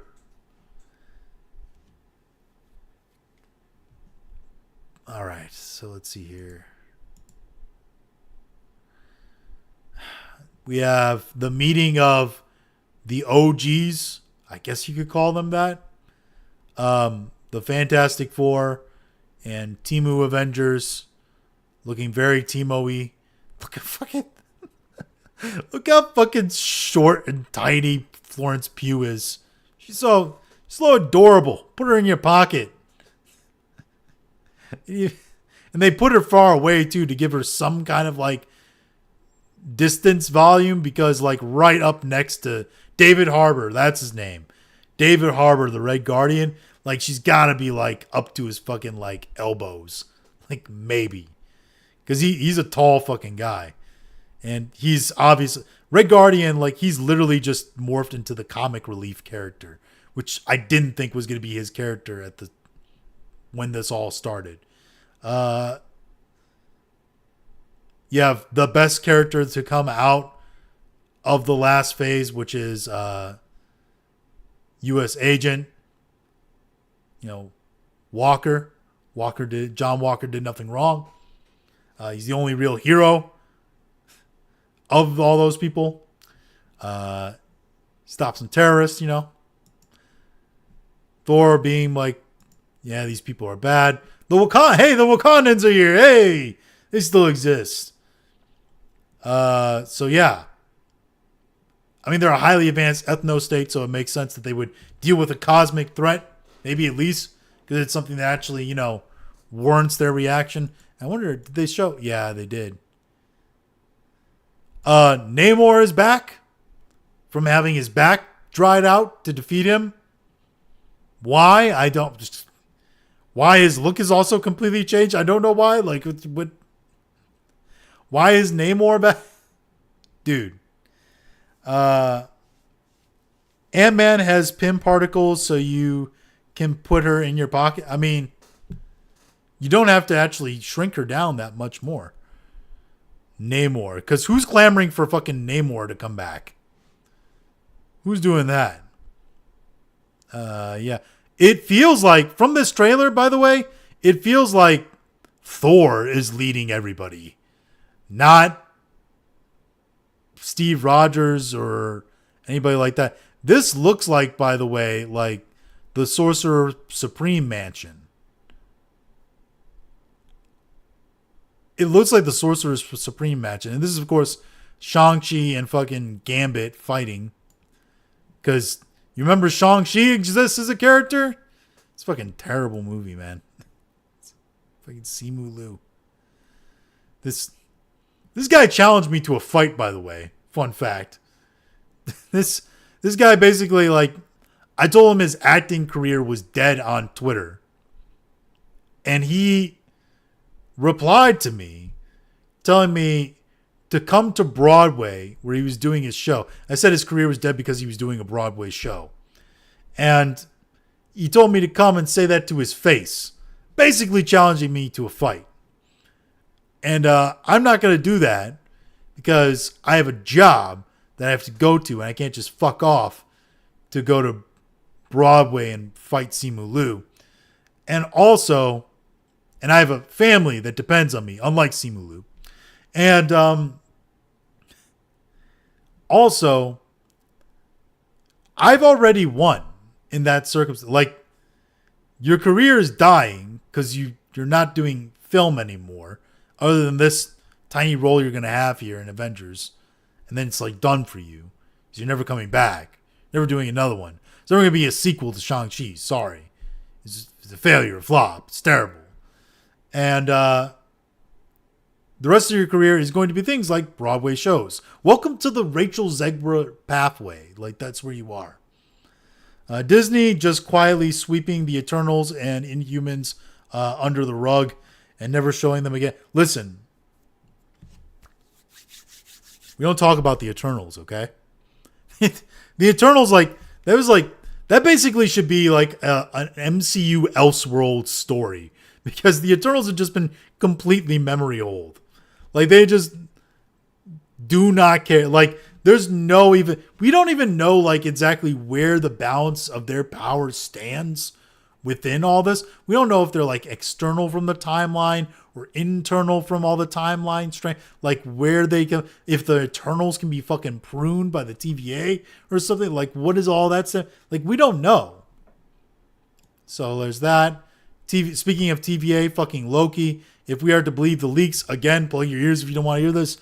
Loki gets fucking wasted in this movie. And since they're showing him alive, they say he's supposed to, like, die off screen. But I'm fairly certain they're going to do Death of Loki again. and maybe in a brutal way. More Wakandan bullshit. Here's the reenactment of the fucking Power Rangers shaking hands with the Ninja Turtles. That scene. But it's these guys. We got Florence Pugh fighting Mystique. Mystique, who's been giving a DEI version of her classic outfit with a fucking Karen haircut. I prefer the slick back Patrick Bateman fucking style to this shit. This looks awful. Was it Rebecca Romain or something like that? I don't know why she came back for this. Like, why she got like blue liner? Yeah, more. Oh shit. More. Stop. Go away. More of this. Yeah, them looking solemn. They're gonna die. They're probably gonna die. They're probably gonna die. A lot of people are gonna die in this movie, by the way. He's probably gonna die. Cyclops entering the punch dimension. If you don't know what that is, go read your Cyclops comics. Everybody's screaming, yelling, stressed out.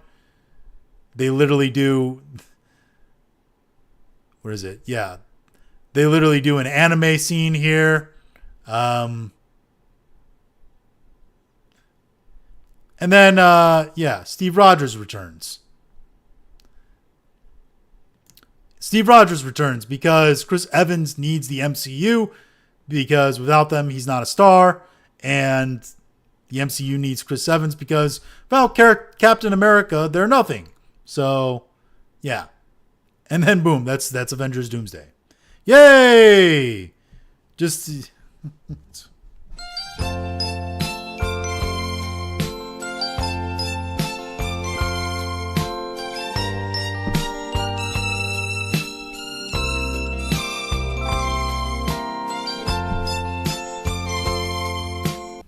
What the hell is even that? Why are you gay?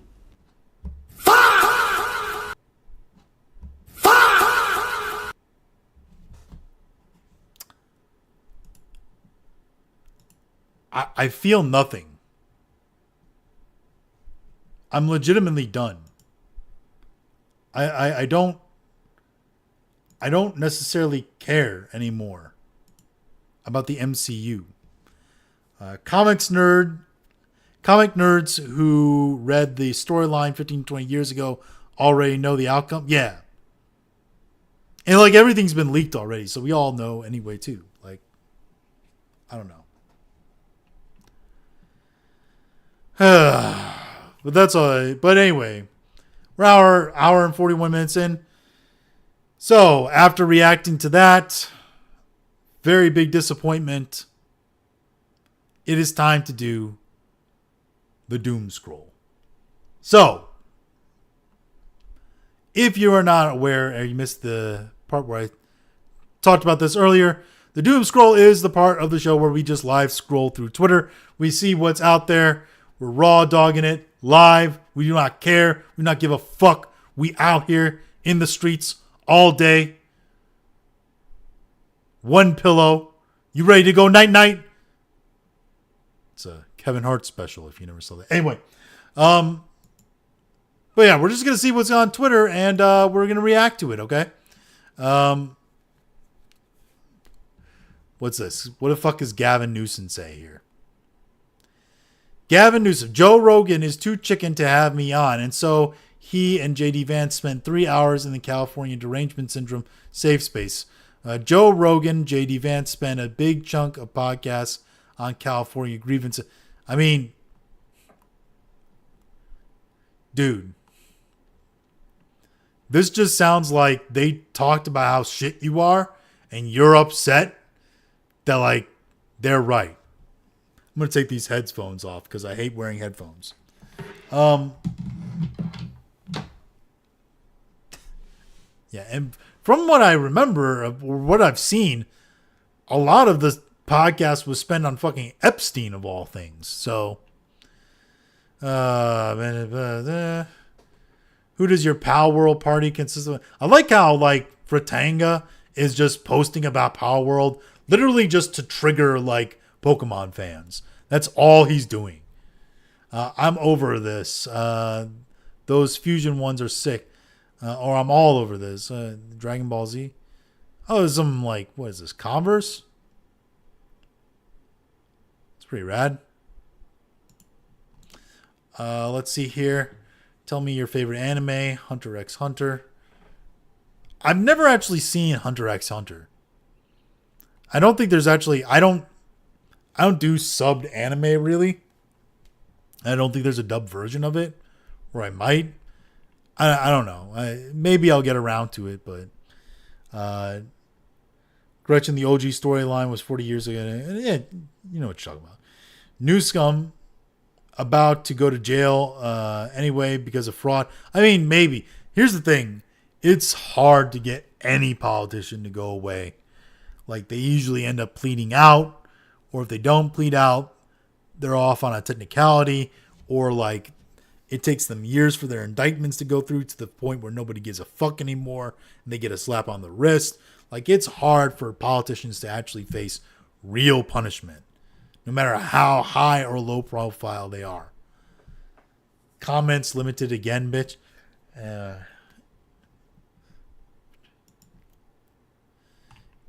This dude, the Birdman, right? He keeps like Spurg posting about... He's Spurg posting about Critical Drinker. I don't get... What is he saying here? I'm pausing the comments until I get out of the theater as I'm in for my rewatch of the Odyssey. See you there. This dude, like... people like you is how they've garnered a foothold. People like you is how they've garnered... I don't know how he actually sounds. I don't watch his content. People like you is how they've garnered a foothold they have. I fight fire with fire. Motherfucker, you lock replies. Keep trying to win a gunfight with hugs. See where that gets you. This motherfucker, like... Why are you gay? Try to relax your anus. Ladies and gentlemen, we got him. He keeps on doing that. He locks reply. By the way, I sent a reply. I don't remember where it was. It was either... I can't remember. Let me see here.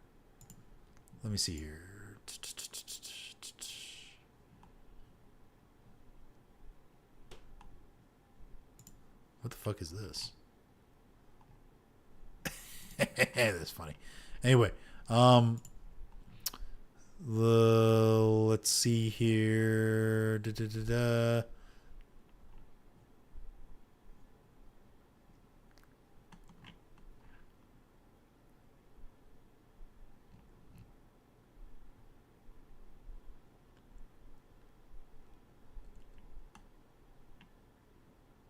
I think let's see.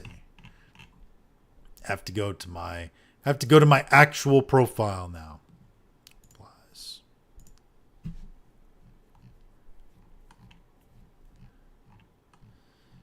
Did I reply or did I quote tweet him? I can't remember. I honestly can't remember.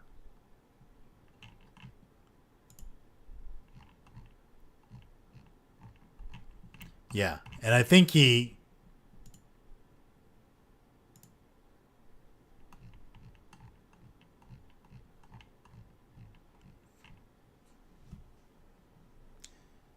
Yeah. Exposed, exposed, exposed, exposed, exposed, exposed, exposed, exposed. You're exposed. You're exposed. You are exposed. Exposed, exposed, exposed, exposed, exposed. You are exposed, sir. I'm going to expose you. Look at all this, dude. It's almost as if he has a life. I guarantee I spend less time on here than you. He has an actual life outside of social media. It's 10 p.m. here, dude. I'm home. I'm at home chilling. He's not gonna bang you, bro. He's not. Damn, you sound like you really want to fuck. Why are you upset? Like, and also, this is what he's also hiding. He's hiding the proof that, like, Yellow Flash is, like, not this dude. Like, that he keeps trying to paint him as. Like he's... This dude has, like... And here's the thing. Brother. What?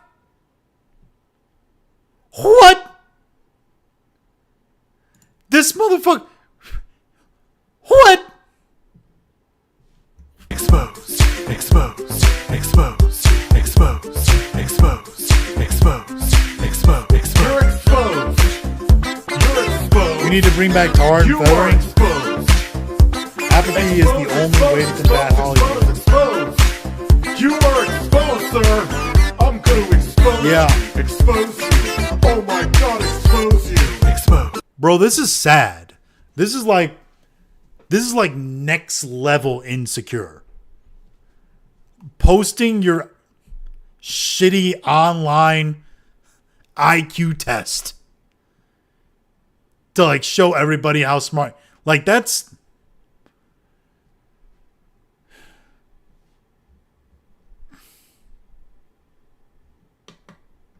Dishonor. Dishonor on your whole family. Make a note of this. Dishonor on you. Dishonor on your cow. I don't know how to put this, but I'm kind of a big deal. Me bomba! Me bomba! Me bomba! Me bomba! Who did he pay to take that brother, this dude, man, like, oh, why you like this, man? Why you like that guy still around? I didn't know much. Trying to justify, bro. Yeah, this dude is like. I hope he finds the validation and help that he needs. Okay, I hope that he does. He needs some. We need to pray for that brother. Okay, we need to pray for that brother. Commenters, yeah. If you didn't see, by the way, he blocked me. Shocker.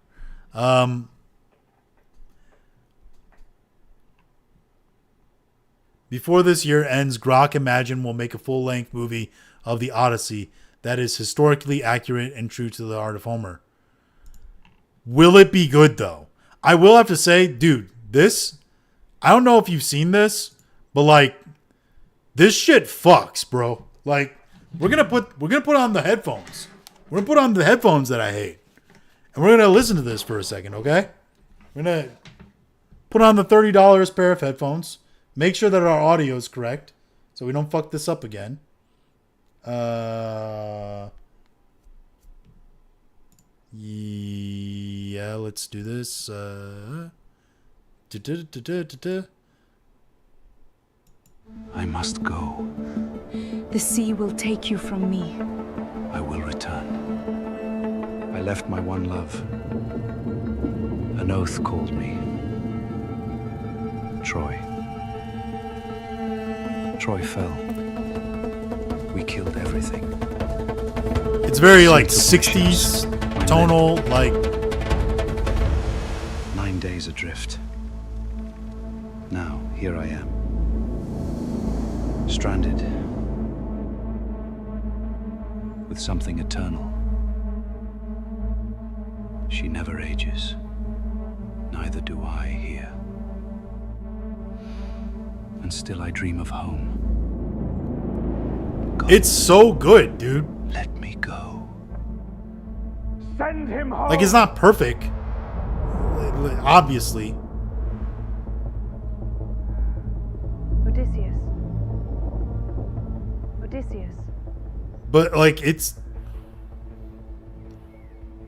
Look at that shame cave there. 7 years I have kept you here. Weep no more, I am letting you go. Build your raft. Be free. You mean some other thing. Not my passage. Swear it. What a schemer you are.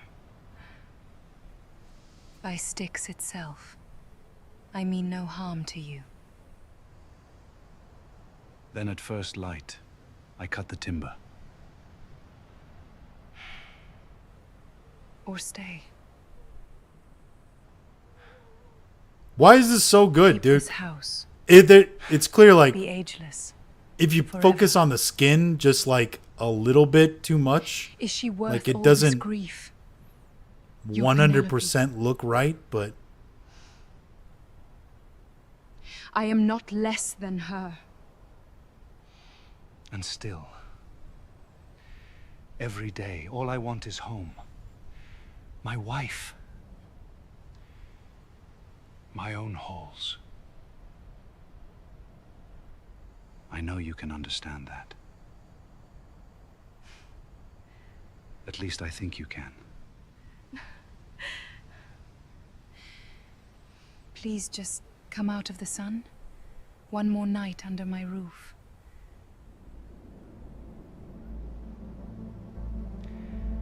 Okay. hey, we get some Christopher Nolan modernized language there with okay.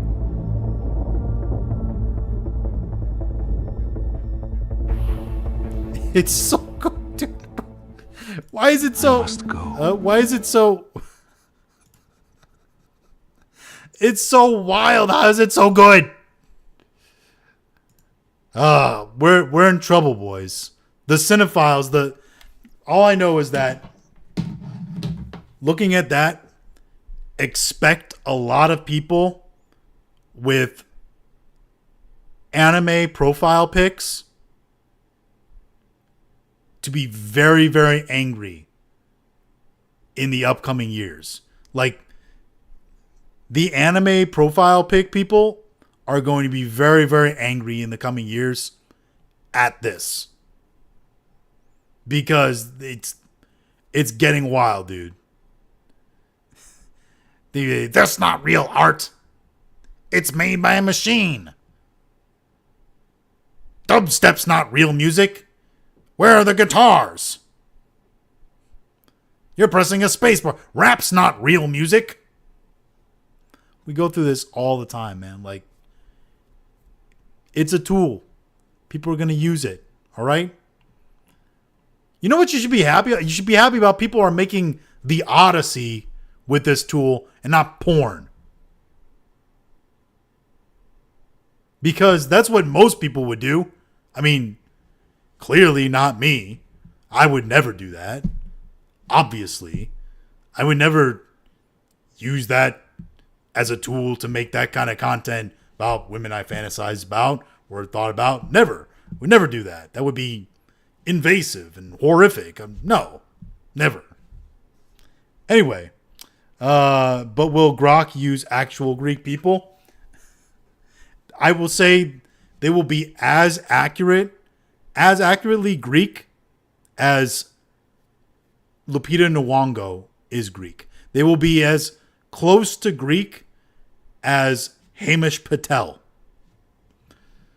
Let's see here. The Odyssey is looking to surpass 100% on Rotten Tomatoes. It's funny.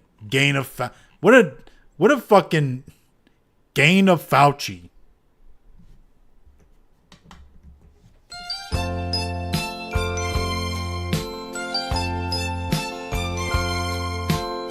What a fucking account name.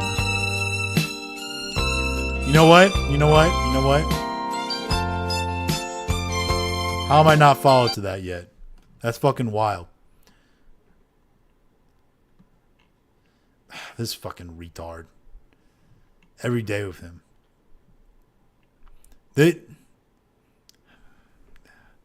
This looks like a dude cosplaying as Gandalf. Like,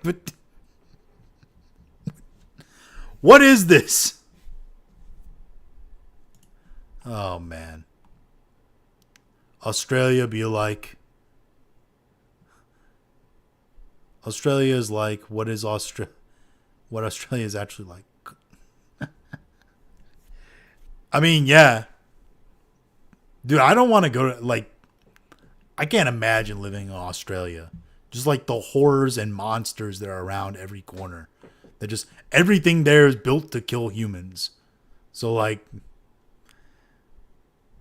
including the other humans, by the way. Listen, it's a different breed of people you get when you take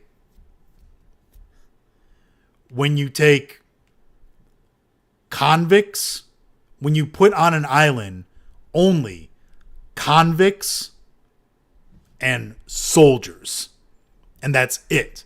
And you just have those people marrying and like joining their genetic, like it's a different kind of aggression that comes out of those people. How do you like them apples? Oh yeah, Emily Wilson basically saying that she doesn't feel like Odysseus gets treated like a hero in the Odyssey. So even she's basically being like, why didn't Nolan treat him more like a hero? I didn't even think he was that bad. I think we should ban makeup. Zhang Welly tries new makeup. There was a professional makeup artist who taught me how to apply makeup, trying on a wig and all that. Bro.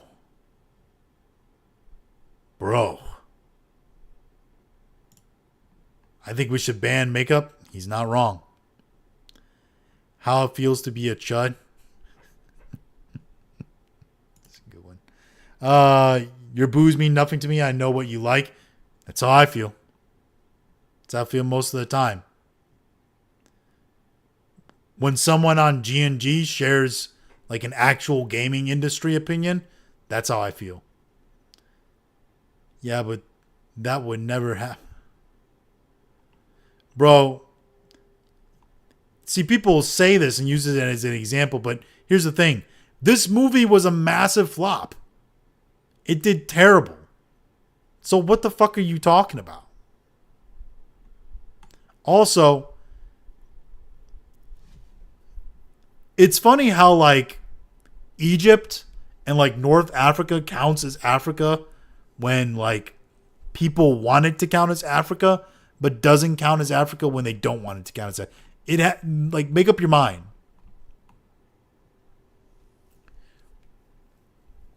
Because it's an actual character outside of being a woman.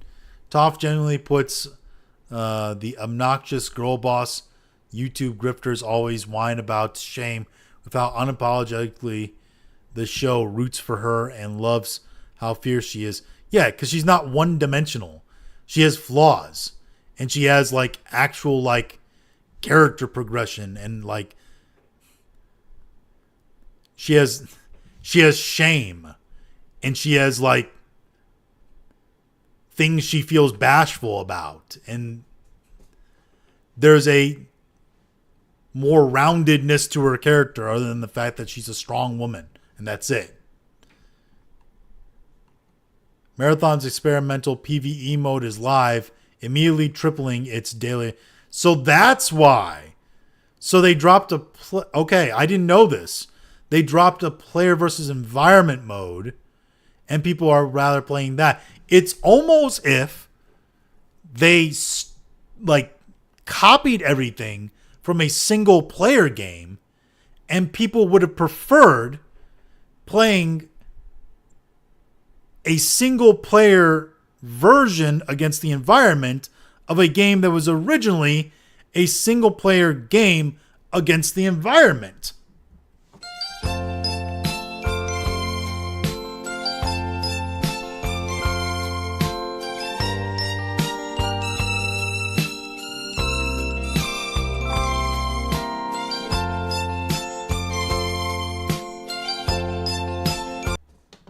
Me bomba! Egypt is like the Asians controversy. They are Asians until they are white for some reason. Well, yeah, that's the thing. What do they call Asians? White adjacent? Right? Because it's the oppression Olympics. It's like John Leguizamo, right? Nobody's more entrenched in the oppression Olympics as he is. With the like tier systems and stuff. He's so entrenched in the oppression Olympics that he claims his people are the most underrepresented and oppressed people in Hollywood, as he literally plays characters of a different race than him all the time. Make that make sense. A PvE mode, I know a game that has that and has a big community already. Listen, here's the thing. Marathon has a PvE mode. That's cool. Also, still not going to make me pay like the $40 or whatever it costs to buy Marathon. Not with a game that looks that ugly. Look at this shit. Look at what's on the screen, dude. Look at what's on the screen. Does that look like something you want to buy? Like, this is my face hearing Avengers Doomsday leaks and then seeing the trailer. Yeah, I mean, that's the thing. It's all leaked. We all know. I love VTubers. How about nah? VTubers are okay. Some of them are okay. I was referring to Destiny 2, but point taken. That is true, wasn't it? That's kind of wild. They could have... Dude, I don't know why. It's like... Some of these studios they have games that they refuse to accept are failure. Like Ubisoft with Skull and Bones, right? Skull and Bones is never going to be a success, but they refuse to accept that that game was a failure because of how much it costs. Yeah, and all this is undercut, by the way, that they put this voice chat bullshit in there. So like, I don't know if you were around for this, Jack of All Casuals, when I was talking about it earlier, but yeah, Marathon has this new thing now where it will apply a moderation like safeguard for not just proximity chat, but your crew chat too. So I believe that's like chat between you and the other people you're playing with. So if you call your friend a gay retard while playing with him, like that can ping the system and then you get banned from chat or for the game. I don't know. But you get some kind of slap on the wrist. So while they're doing that, they're also doing this. Filming has officially wrapped on the Netflix live-action Gundam film. Okay. Here's the thing. I actually like Noah Centineo as an actor. And I like Sydney Sweeney, obviously, for a couple of reasons. Two big couple of reasons. But in Gundam, not so sure. Especially the way those outfits looked. So, uniforms. Let's see here. Zach Williams, happy 75th dad. Oh, is Robin Williams' birthday today? Yeah. Long legacy of comedy. Sad story, that guy. Angelina Jolie and Brad Pitt's daughter, Vivienne, has joined her siblings in dropping Pitt from her last name. The 18-year-old has filed to change her name to Vivienne Marcelin Jolie. Here's the thing. Something tells me that,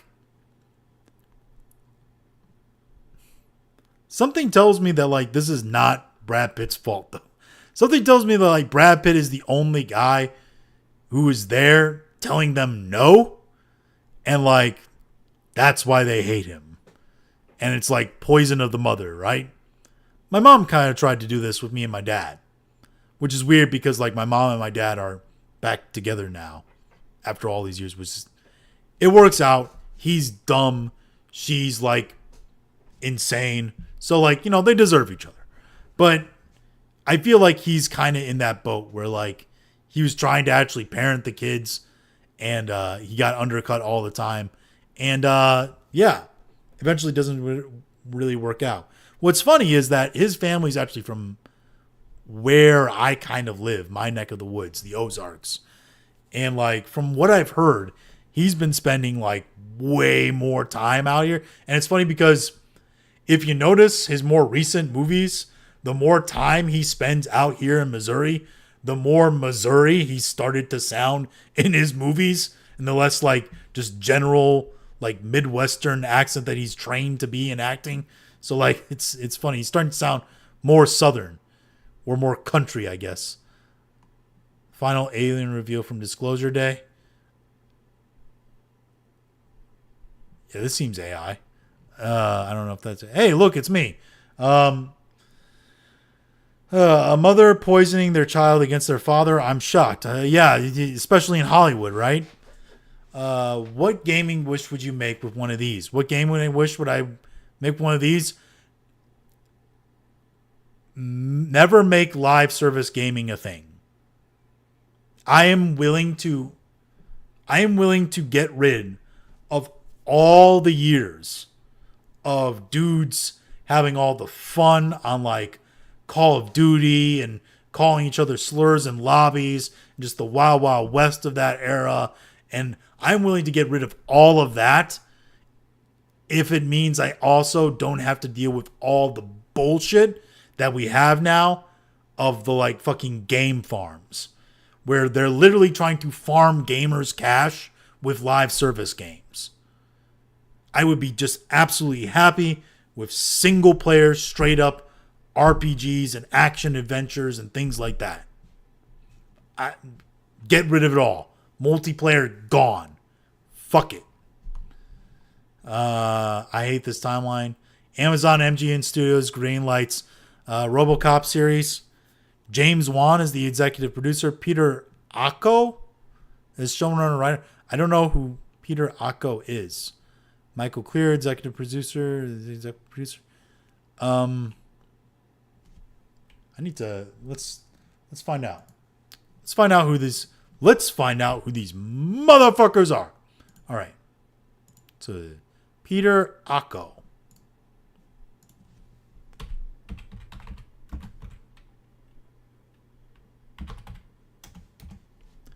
Peter Acco. Let's go to his old Wikipedia here. Let's see. Okay, he doesn't even have a filmography. He just has a basic here. So, television writer. Acco's writing career began in 1989. Primetime Emmy Awards, blah, blah, blah. Comedy shows. He wrote and produced numerous well-received, mostly comedy shows, including Weird Science, Parker Lewis Can't Lose, whatever that is, Dead Like Me, Pushing Daisies. Okay, television creator, Baby Blues, first series on WB, and later on Adult Swim. Bunch of stuff I'd never heard of. Akko began working on the NBC sitcom The Office at the beginning of the 7th season. Oof. So, he was late season Office. Akko was the showrunner and executive producer on the AMC comedy drama Lodge 49. I don't know what the fuck that is. Moonhaven. So, okay. So,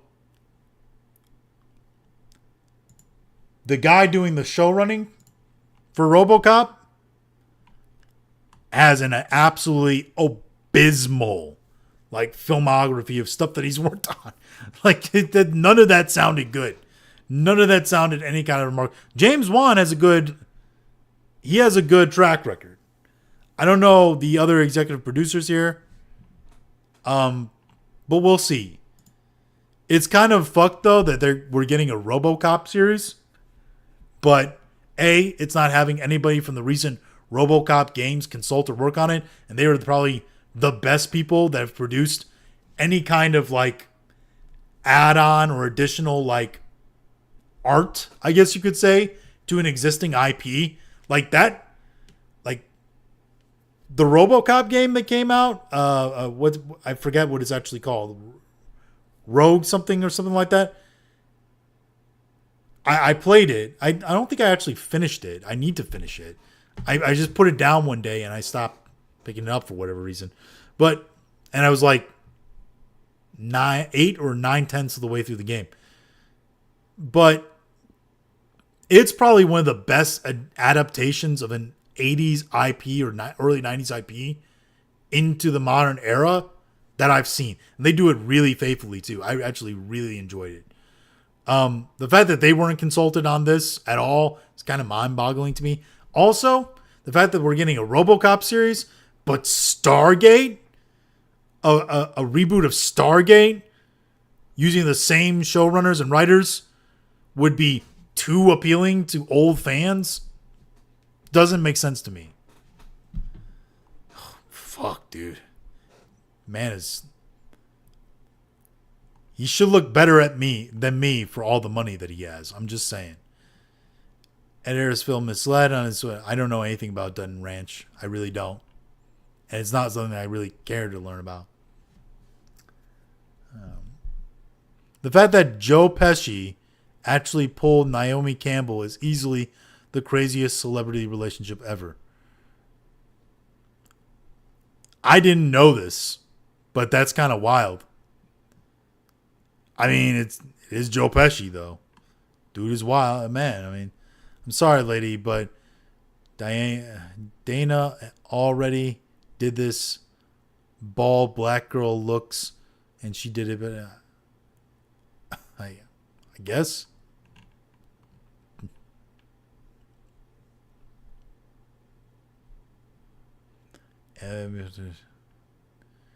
Do you guys ever think about...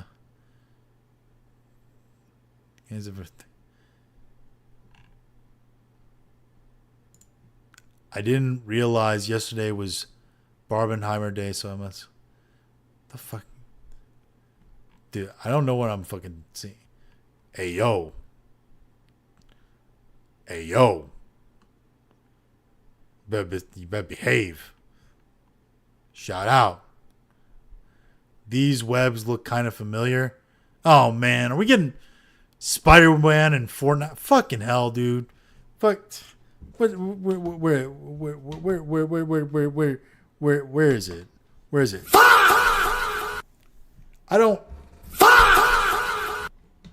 Me bomba! I don't... Man. Even Spider-Man again. We can get motherfuckers running around in Spider-Man skins all the time now. Everybody's been dragging all kinds of Spider-Man skins. It's fucking hell, dude. Oof. Oof. He looks visibly older. Like, bro,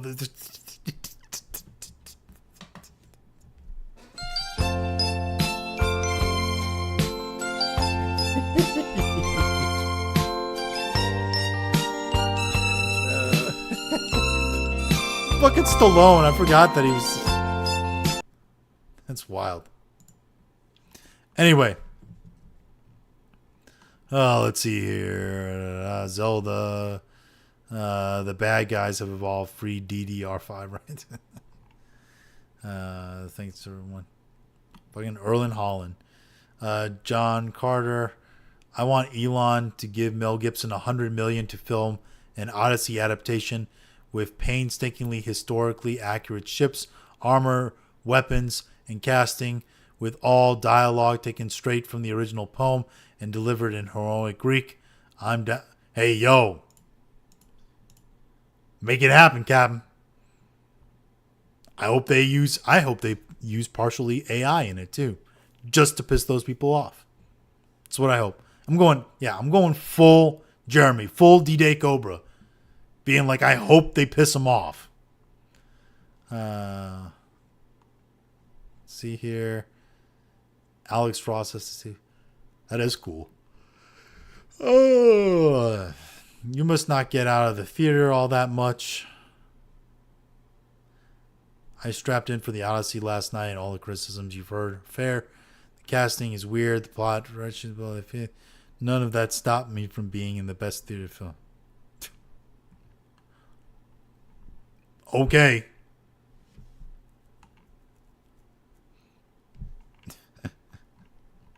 That's how my daughter plays. By the way, where the fuck was Nick Fury in that Doomsday trailer? Anybody notice that? He was just gone. It's super tough in the middle, huh? Happy, bunch of shit posting. Just wanted to take a second to thank everyone for the birthday wish. Oh, this is bad. Hey, happy birthday. He lives rent free in your head, bud. Apply. Yeah. He's reached the point of becoming Will's biggest fan. Implying that he's a transmission person. Nintendo is more consumer friendly than Valve, coming from this guy. All right.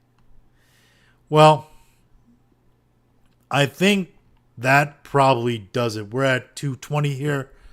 I think we've doom scrolled enough for tonight. Saw some pretty interesting things. Had some laughs along the way. Appreciate everybody as usual. I look fucking more bald than usual today because my hair's flat. Wasn't able to take a shower late tonight. There's been so much going on with the new baby and all that too. I haven't been able to. I can't take care of myself, okay, anymore. I don't have any time to take care of myself. My hair's going full Tony Soprano up here, okay, man? I'm going full Tony Soprano in my fucking life right now. Getting fat, going bald. I have more attitude, more anger. I don't know. It's happening, all right? But, hey, I love my life. I love my wife, love my kids. Hope you guys love your life, too. Hope everything's going well for you guys. Make sure you like, share, subscribe, all that good stuff. And we will see you on the next one. Just released a video right before we started the stream as well. Make sure you take that out. If you didn't catch any of the Odessy stuff that I covered at the very beginning of this stream, you can basically get the gist of all of that there. We'll have another video out tomorrow as well. Make sure you check that out. Shorts, and admittedly, I do plan on bringing back the gaming stream on Thursday this week, so we will be streaming games again. I probably will be streaming jumping right back into 007, which it's been so long, it feels like 007 is old news now, but I want to play that game. Honestly, I like the game, so I want to play more of it. So we're going to play more of it and see that through to the end, then probably go back maybe to Fable or start something new. I don't know. We'll see. But that's the plan. Thursday gaming stream. And maybe more streams intermittently. I don't know. And definitely more videos and all that. But until then, this is going to be the end for tonight. Hope you guys have a good night. And we will talk to you again later. See ya.